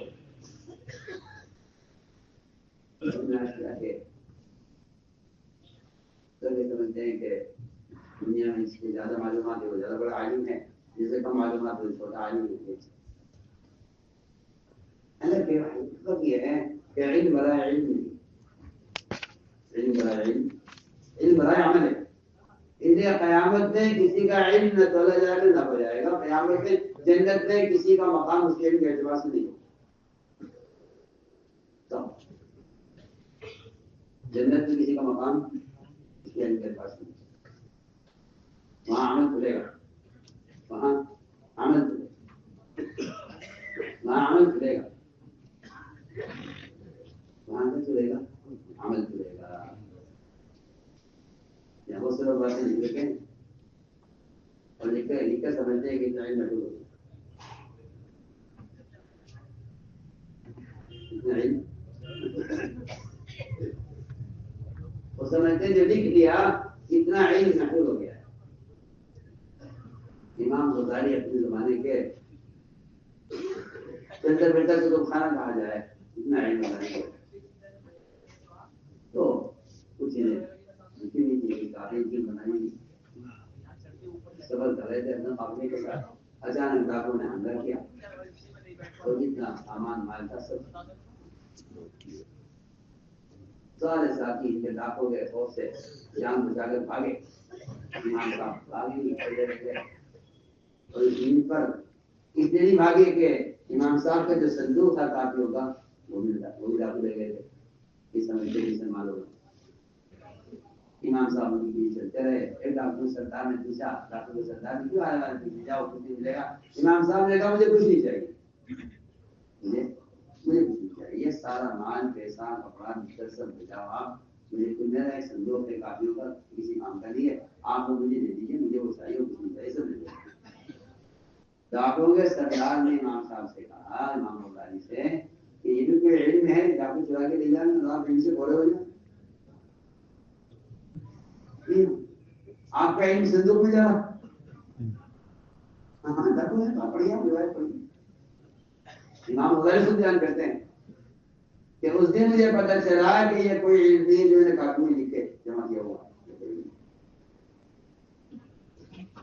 ڈاکو کے سردار نے کہا یہ کوئی علم ہے, اگر ڈاکو چرا کر لے جائیں تو آپ علم سے بولے لے جائیں.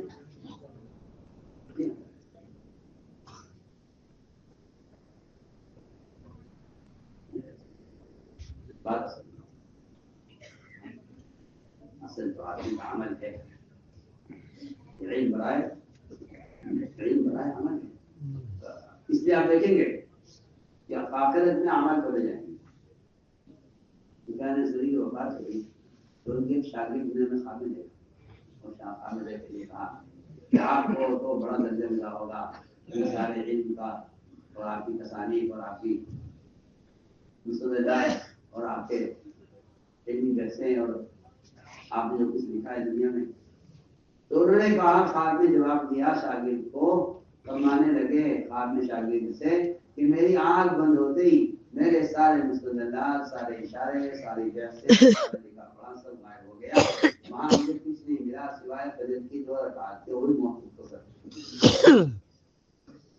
وہاں مجھے کچھ نہیں ملا سوائے 2 رکعات کی, وہی محفوظ یہ جواب دیا. غابت الاشارات وتاهت العبارات وما وجدنا الا ركيعات ركعناها قبل الفجر کہ ہمیں فجر سے پہلے تہجد کی صرف 2 مختصر رکعتیں ملی وہاں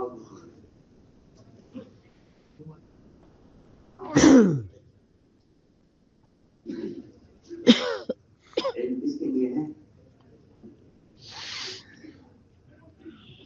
اسی لیے جو آدمی عمل کرتا ہے علم اس کے بعد چڑھتا ہے۔ امام مالک رحمۃ اللہ علیہ کے در سے لوگ جینا چاہتے ہیں، آپ کی بات آپ ہمارے بات کون فرمایا کہ اگر تم میری طرح حدیث کو سنتے پر عمل کر لیا کرو تو یہ حدیثیں میں حفظ ہو جائیں گی۔ اس کا تعلق کوئی عقل سے یا کوئی ظاہری اسباب سے نہیں ہے، اس کا تعلق صرف اس سے ہے کہ علم ٹھیکا ہی ان کے پاس ہے جو اس پر اس وقت عمل کر لیتے جس وقت سنتے۔ انہوں نے فرمایا کہ میرے حدیث کے حافظ ہونے اور ان حدیث کو یاد رکھنے کا جو بنیادی سبب ہے وہ سبب یہ ہے کہ میرا معمول یہ ہے کہ میں جس حدیث کو جس وقت پڑھتا تھا اس کو اس وقت عمل کرے۔ اس کی آسان مثال یہ ہے کہ آپ کے گھر پر مہمان آئے، اگر آپ دروازہ اس وقت کھولیں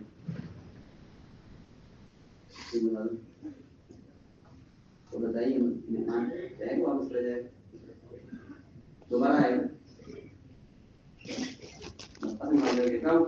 جس چیز کا آپ کو علم ہو گیا آپ نے عمل نہیں کیا، آپ نے آنے والے مہمان کے لیے دروازہ بند کیا۔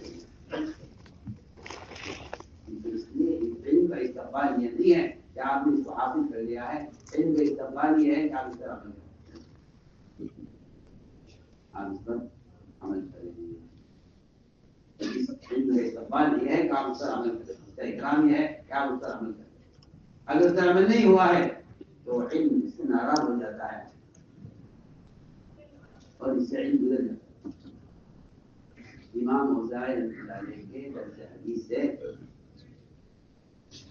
ان کے طلبہ اس زمانے کے قلم کاغذ اس سے لکھنا بات لکھنا چاہتے ہیں۔ امام اوزاعی فرماتے ہیں اگر تم نکل لے گئے حدیث کا نور ختم ہو جائے گا۔ امام اوزاعی بات ان کے شاگرد جن کے درس حدیث میں حدیث لکھتے تھے اگر تم نکل کر لے گئے تو حدیث کا نور اس کا وقار وہ تم زیادہ قلم سے لکھتے تھے تب یہ فرمایا تھا۔ یہاں تو موبائل میں حدیثیں پڑھ گئی پہلے قلم سے تھا علم اور قلم میں سے ایک مقابلہ کر دیا، قلم میں سے ایک نقطہ اور ہم اسی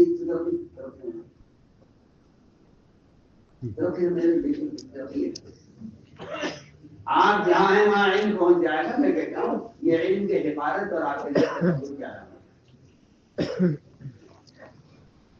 علم کے حفاظت ہے اور آپ کے اندر تکبر کیا پکی پکی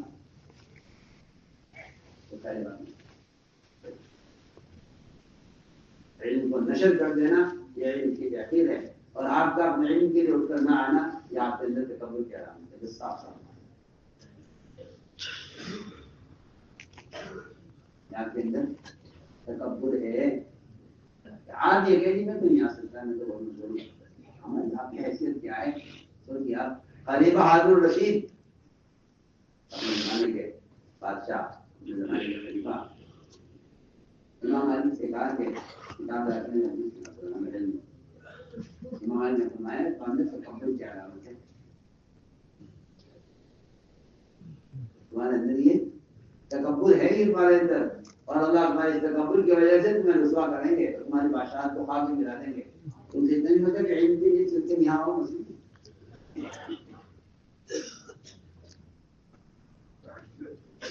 امام بخاری سے کہا تھا کوفہ کے امیر نے کہ آپ میرے گھر میں آ کر حدیث پڑھا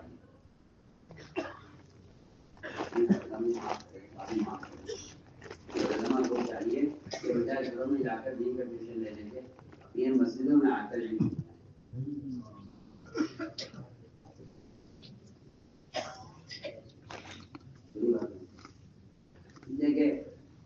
میں جا کر دین سکھلانا بچوں کو، یہ اس کو ائمہ سلف اور محدثین کرام نے اس چیز کو اچھا نہیں کیا، بلکہ وہ اس کا علم کی کمی سمجھتے، اس کا علم کی کمی سمجھتے، بہت بڑی بات ہے۔ آپ گھر سے نکل کر آئیے علم کے لیے، یہ علم کا مقام، اس کا تقاضا اور اس کے عمل کا، اور علم کا درجہ یہ ہے کہ آپ کس درجہ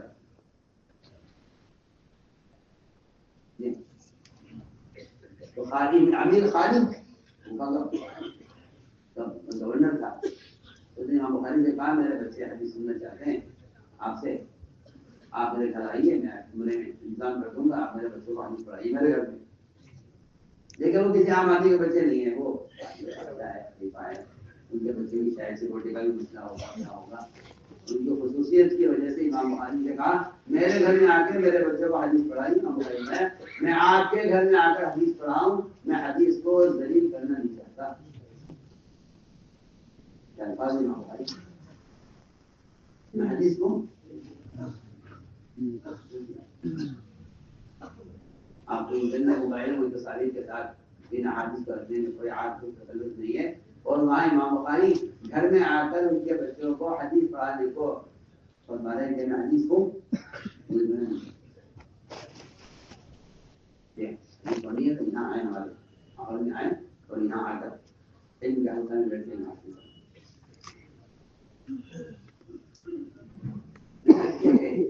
امام بخاری کے بارے میں، جبکہ وہ کوئی عام آدمی نہیں تھا، یہ خالد امیر خالد نے کہا ٹھیک ہے اگر آپ نہیں آ سکتے تو میں اتنا کر سکتا ہوں کہ میرے بچے آئیں گے آپ کے پاس، لیکن آپ میرے بچوں کو الگ پڑھائیں گے، وہ نکال کر عوام کے ساتھ میرے بچے نہیں بیٹھیں گے۔ امام بخاری جواب دیا کہ میں نزدیک وزیر کا بیٹا اور فقیر کا بیٹے دونوں برابر ہیں، ہمارا علم کا حق ہے، سب میں سب کے ساتھ پڑھاؤں گا۔ اس نے کہا نہیں مجھے نہیں پڑھانا چاہتا، پھر غصے میں اس نے امام صاحب کو کنویں سے نکال دیا، راستے میں انتقال ہوا امام صاحب کا، یہاں سے نکال دیا گیا، یہاں جانے کا ارادہ کیا تھا، وہاں آدمی اختلاف ہو گیا، بعد آدمی دو جماعتیں میں کہتا ہوں آپ سے زمانے میں بھی ہوا یہ، دو لوگ دو قسم کے لوگ تھے، امام بخاری کے مخالف تھے، مخالفین نے احتجاج کیا اور یہ کہا نہیں آنے دیں گے، امام صاحب کو جا کر خبر دی گئی کہ وہاں کے لوگ آپ کو روکنا چاہتے ہیں وہاں داخل ہونے سے، امام صاحب نے راستے میں جگہ بیان کیا اور وہیں رمضان میں وفات ہوئی، لیکن اس پر راضی نہیں ہوئے کہ چلو ٹھیک ہے اب امیر کا حکم ہے تو ہمیں کر لینا چاہیے، اس لیے کہ علماء عمرا سے اتنا کتراتے تھے، اور وہاں کے زمانے کے عمرا کے دلوں میں علماء کی وہ عظمت تھی، اللہ راضی نہیں ہوتے کہ ہمارا یہ شامل کریں،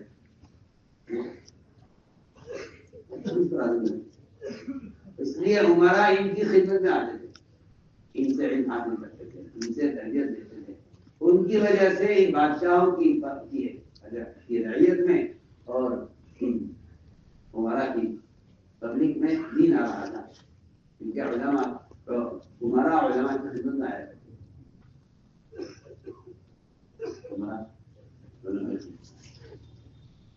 اور بادشاہوں کے دروازوں سے، ان کے درباروں سے اور ان کے ایوانوں سے بچا کرتے تھے۔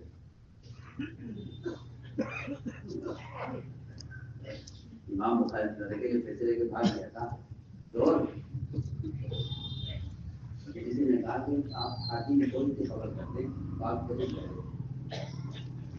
امام صاحب نے فرمایا میں کام کا احسان اپنے اوپر لینا نہیں چاہتا، میں جا کر حاکم سے تو میں پیسے دلوا دیں، میں ان کے پاس نہیں جاؤں گا، نہ یہاں تک لکھوں گا، یہ 25,000 درہم جاتے ہیں جانے دیں، لیکن میں کسی حاکم کا اپنے اوپر احسان لینا نہیں چاہتا۔ چل کوئی مجھ سے کو مطالبہ کریں گے،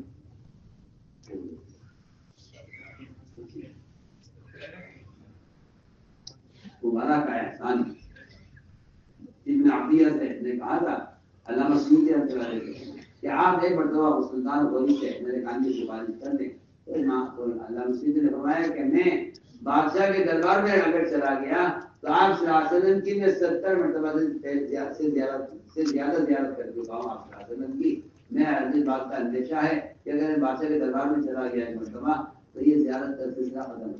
اس لیے میں معذرت چاہتا ہوں، میں آپ کے کام کے لیے بادشاہ کے پاس نہیں ہوں. یہ مقام آدمی کیا آپ سے کروں. پہلے زمانے میں علماء بادشاہ ہوتے تھے، پہلے زمانے میں علماء بادشاہ ہوتے تھے. بادشاہ اس لیے ہوتے تھے علماء کہ انہیں اللہ کے خزانے سے مناسبت عجیب بالکل ہے. فرماتے تھے آج کے مسلمان کا حال عجیب ہے، دنیا کا جہل پڑھانے والوں کو حکومت کے مال سے بننے کا یقین ہے، لیکن اللہ کا علم پڑھانے والوں کو رضا سے بننے کا یقین ہے.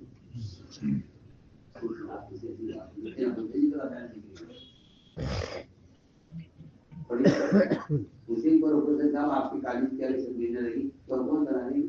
آپ کے گھر کا اگر آپ بیمار ہو گئے تو حکومت علاج کرائے گی. ہم حکومت کے مدرسے میں پڑھاتے ہیں، ہم حکومت کے تعلیم میں پڑھاتے ہیں. یہ حکومت آپ کے باڈی انجینئرنگ میں، آپ کے علاج انجینئرنگ میں اسکول کی چھت الفاظ بیان کے نرم ہے. آپ کے اسکول کی چھت گرنے لگی تو حکومت ٹھیک کرے گی. ٹھیک ہے، حکومت کا فن ہے، حکومت کے ملازم ہے.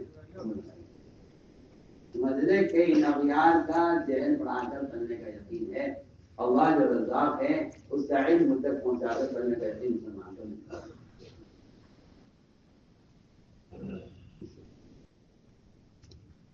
یہ میں کہتا ہوں کہ علم سے زیادہ اللہ کے غیر سے مکمل کرنے والی کوئی عبادت نہیں.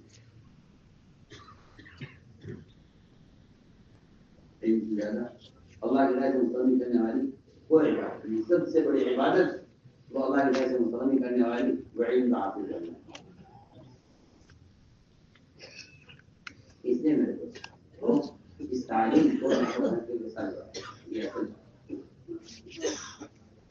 علم کو لے کر پھرو، کیونکہ جہاں عبادت علم میں اضافہ کرنے والی اور تقویٰ علم کو بڑھانے والی چیزیں، وہاں قرآن یہ بھی کہتا ہے کہ عوام کے جہل کا جو مشاہدہ کرو گے اس سے بھی تمہارے علم میں رسوخ پیدا ہوگا. اس سے علم میں رسوخ پیدا ہوگا. عوام کے جہل کا مشاہدہ کرنے سے آدمی کو علم میں رسوخ پیدا ہوگا. یہ ایک اصولی بات ہے. جو ڈاکٹر مریضوں کو دیکھتا ہے اس کو دوائیں مستعار ہوتی ہے. جو ڈاکٹری پڑھ کر ڈاکٹری نہ کرے رفتہ رفتہ وہ سارا فن جو سکھائے بھول جاتا ہے. وہ اس قابل بھی نہیں ہوتا کہ کسی کو دوا لکھ دے. اس قابل بھی نہیں ہوتا کہ کسی مرض کو سمجھ لے، کیونکہ وہ مریضوں کے درمیان میں رہا نہیں. جو لوگ علم حاصل کر کے خلوت پسند ہو جاتے ہیں، میں سمجھتا ہوں کہ ان کے اندر سے تعلیم اور عوام کے امراض کو سمجھنے کی تعداد بڑھا.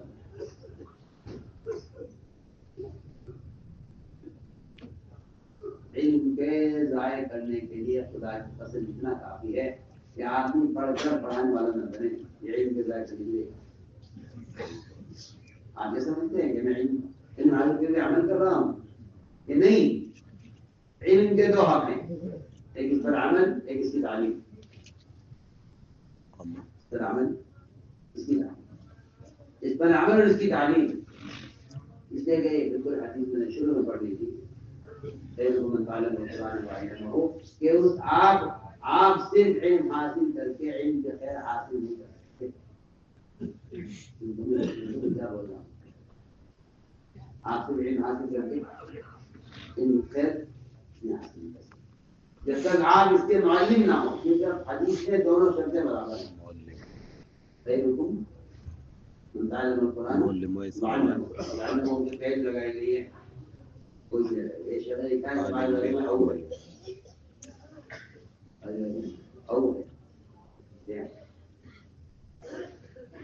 گبر کے معنی بھی دیتا ہے.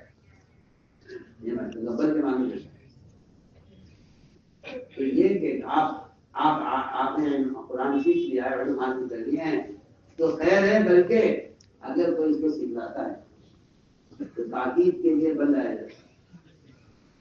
تعلیم کے لیے بن رہا ہے. یہاں خیر اس میں نہیں ہے کہ آپ نے علم حاصل کر لیا.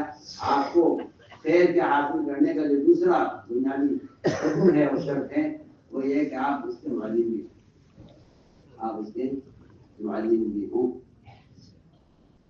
اس لیے کرتے ہیں کہ پاک نے بھی معلم بنا بھیجے اللہ عالم بھی ہے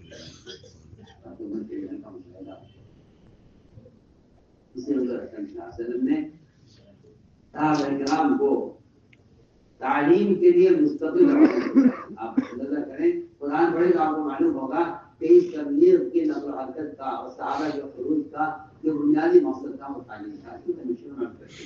نبی کے بعثت کا مقصد تعلیم نبی کی بعثت کا مقصد تعلیم ہے. صحابہ کے خروج کا مقصد تعلیم ہے. آج تبلیغ میں علماء کی نقل و حرکت کا اصل مقصد تعلیم ہے. تعجب کی اور حیرت کی بات ہے وہ صاحب یہ سمجھیں کہ خروج کا جو مقصد تھا وہ تو قتال تھا اس زمانے میں اس کی اہمیت سے خروج کی کسی نبی کا بعثت کا مقصد ہے نہیں کہ آگے قوم کو جا کے قتل کر دوں بات ہے. ہمیں حیران کون بات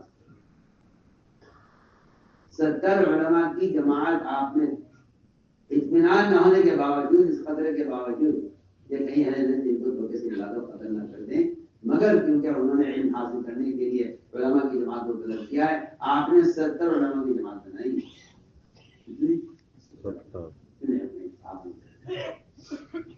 زمانے میں قرآن میں کہتے ہیں قرآن پڑھتے ہیں اس زمانے میں قرآن علماء کہا جاتا ہے 70 علماء آپ نے چنے 70 کے 70 علماء کے پاس کسی کے پاس کوئی تیر کوئی تلوار کوئی ہتھیار چھوڑا بڑا نہیں سمجھ جاتے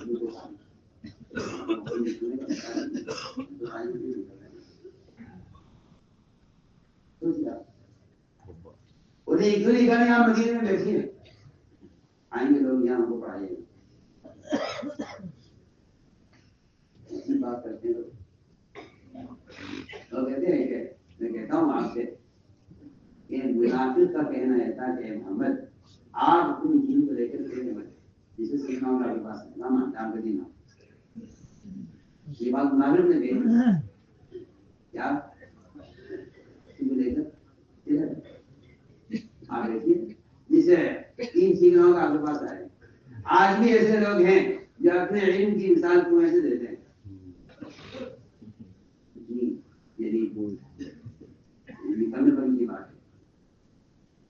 ہے علم کی مثال وہ ایسے دیتے ہیں کہ ہم کو آئے آپ کو علم حاصل کرنا ہے تو آپ آئیے طلب پہلے کیجیے اور کیا سب گھر پر آتا ہے اور وہاں پیسے پاس جاتا نہیں ہے اور آپ آئیے تو لیجیے رستے لیجیے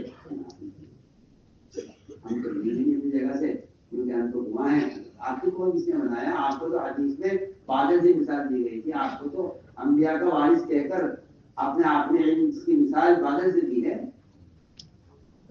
اسے دی ہے بادل سے نہیں نا.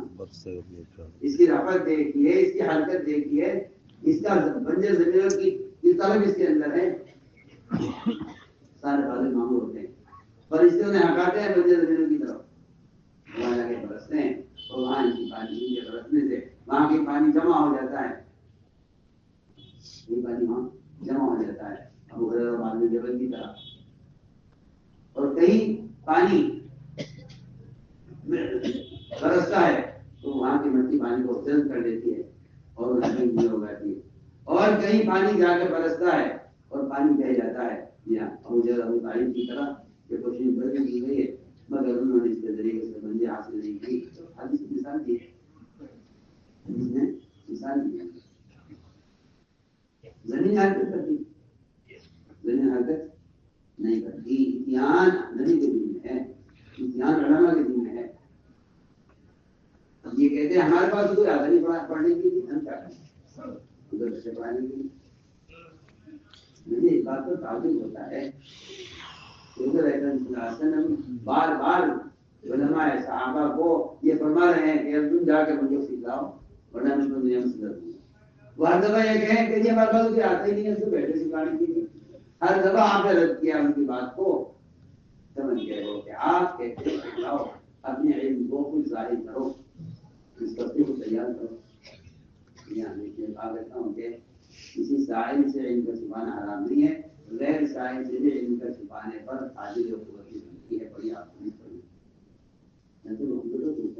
آج میں نہیں پوچھتا تو آپ پوچھنے والے تیار کیجیے.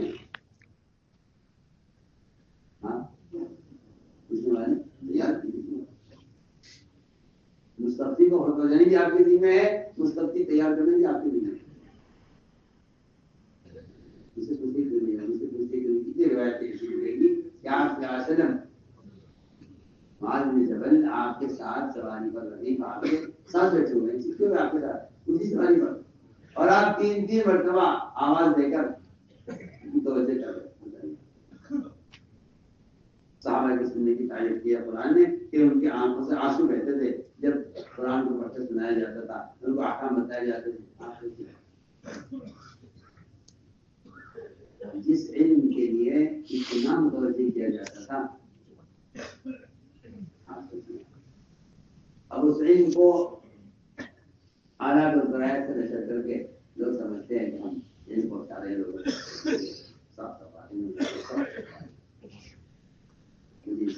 سخت اختلاف ہے. علم تو ذکر تھا، اور ذکر تو جائز نسبی توقع کا تقاضا کرتا ہے. جائز نسبی ذکر جائز چیز سے بھی تبتل کا تقاضا کرتا ہے، حکم دیتا ہے، اور تبتل بھی مقرر لائے ہیں قرآن میں. تبتل بھی مقرر بس پھر اس نام بھی کا تبتل الیہ تبتیلا. علماء نے لکھا ہے کہ یہ تکرار جو ہے تعجب کے لیے کہ پوری طرح کٹ جائیے آپ ذکر میں اللہ کے غیر سے پوری طرح. بتائیے آپ علم سب سے بڑا ذکر ہے، اس میں تبتل کا کیا حکم ہوگا جب صرف تسبیحات کے ذکر میں آپ کو اللہ کے غیر سے کٹ جانا چاہیے. علم سب سے بڑا ذکر ہے، اس میں اللہ کے غیر سے کٹنے کا کیا حکم ہوگا جس کو آپ نے باطل اعلیٰ سے جوڑ دیا ہے. سوچیے آپ باطل غفلت میں ڈالنے والے آلات سے آپ علم کو جوڑ کر کہتے ہیں کہ اس کی ضرورت ہے. تسبیحات کے ذکر میں آپ کو اللہ کے غیر سے کٹ جانا چاہیے. اگر آپ بیت اللہ کے سامنے کھڑے کر نماز پڑھ رہے ہیں تو آپ کو بیت اللہ کے تصور سے بھی کٹ جانا چاہیے. ہاں نماز میں بیت اللہ کا دیا نماز میں بیت اللہ پر نظر پڑنا نماز کے منافی ہے. کامل نماز نہیں آتی. اگر آپ نماز میں کس کو دیکھیں ان کو سامنے کھڑے ہوئے برابر نہیں بیت اللہ کے دیکھنے نماز میں آپ کی نماز کامل نہیں ہے. سوچیے آپ بیت اللہ کے سامنے کھڑے ہو کر آپ کی نظر سجدے کی جگہ پر رہے، اس کو تبتل کہتے ہیں. اس کو تبتل کہتے ہیں. آپ کی نظر بیت اللہ پر نہیں پڑنی چاہیے، بیت اللہ کو دیکھنے کا مستقل اگر مستقل نہیں کیا ہے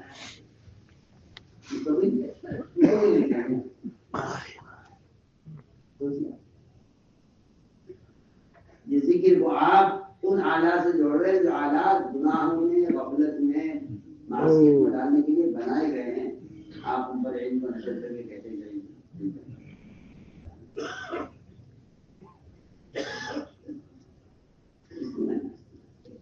علم ہے، علم علم کی حفاظت کے لیے ہے، علماء نشر اشاعت کے لیے ہے. میرا اصول ہے علم علم کی اور علماء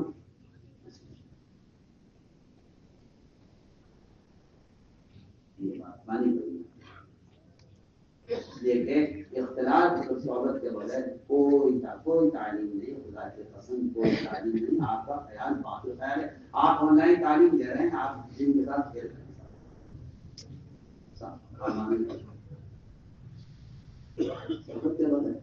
سوچیے آپ ان آلات سے علم حاصل کر رہے ہیں جن میں فرشتے شریک نہیں ہوتے. آپ جب جبریل علم کو لے کر آئے ہیں، آپ شیاطین کے ساتھ رہ کے علم حاصل کریں گے. یہاں تو ساری ہوتی ہے، وہاں شیاطین کا حضور ہوتا ہے.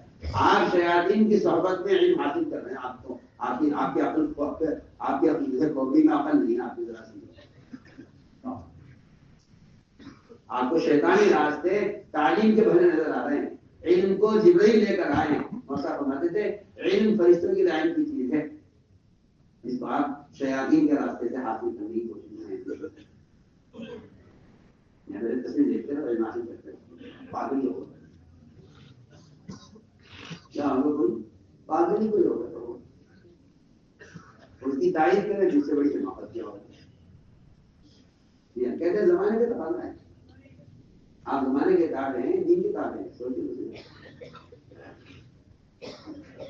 یہ عقل خوبصورت ہوتی ہے. جو سمجھ میں آئے کرتے رہو, جو سمجھ میں آتا ہے کرتے رہو.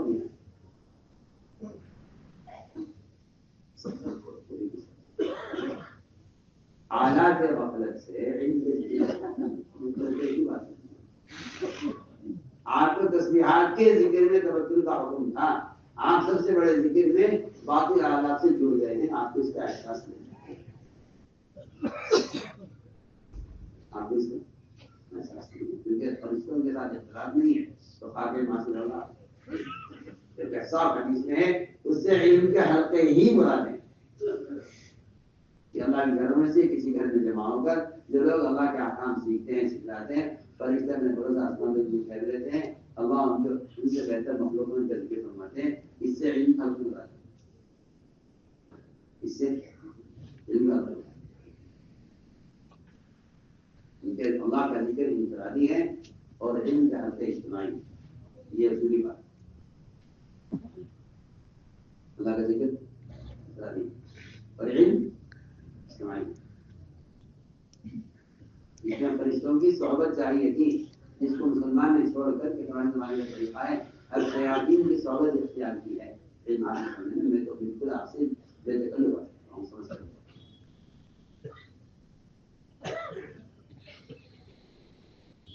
کیا دینی سوال ہے. زبان کا طریقہ یہ حالات نہیں میرے دوست اصل اس لیے ساری ہماری حرکت کا علماء کے ساتھ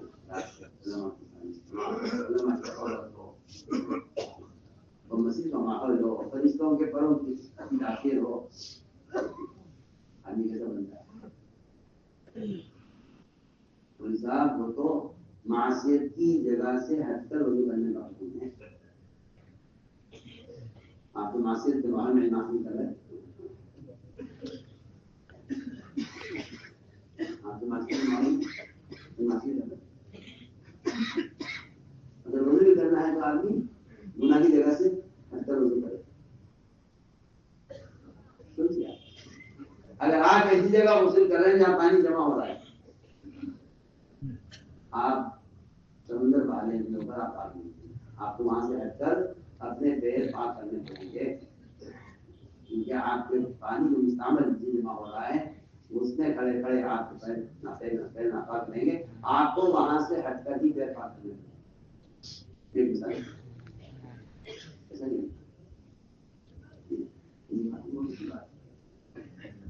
آپ جہاں گناہ کرتے ہیں اور ایک نہیں بلکہ گناہ کے راستے سے گناہ کے راستے سے آپ کو اپنی جگہ چھوڑنی پڑے گی. اپنی جگہ چھوڑنی پڑے گی علم حاصل کرنے کے لیے. آپ معاشیت کے ماحول سے ہجرت کریں. اس لیے کہ میرے نزدیک کسی گناہ سے قلبی ہجرت اس وقت تک حاصل نہیں ہے جب تک بدنی ہجرت نہ ہو. قلبی ہجرت کا آدمی کامیاب نہیں ہو سکتا تک کیا نہ ہو. بدنی ہجرت کا ہو میری بات بہت مشکل ہے مگر بہت ضروری ہے. آپ قلبی ہجرت کا مطلب یہ ہے کہ آپ دل سے کسی گناہ سے نفرت کریں. آپ اسے کامیاب نہیں جب تک آپ کا بدن گناہ کی جگہ سے الگ نہ ہو. بدنی ہجرت قلبی ہجرت پر مقدم ہے. بدنی ہجرت قلبی ہجرت پر مقدم ہے. آپ کسی گناہ سے نفرت کر نہیں سکتے جب تک آپ کا بدن گناہ کی جگہ سے الگ نہ ہو.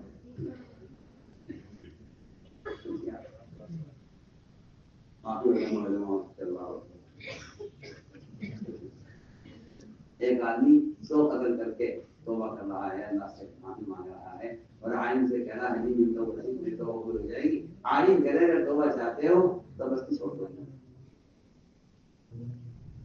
جنہوں نے کہا کہ تو استغفار کرنا معاف کر دیں، نکلنے کا ضروری نکلنے کا ضروری ہے.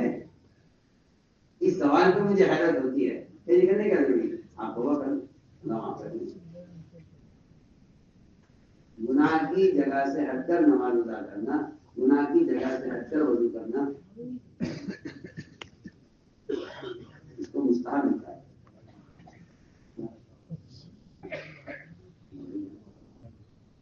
اس کو علم کے لیے آپ بجائے وہاں اپنی جگہ چھوڑ کر رکھنے کے آپ باقی حالات کے ذریعے اپنے اس سے بڑے بڑے معافی کرنے.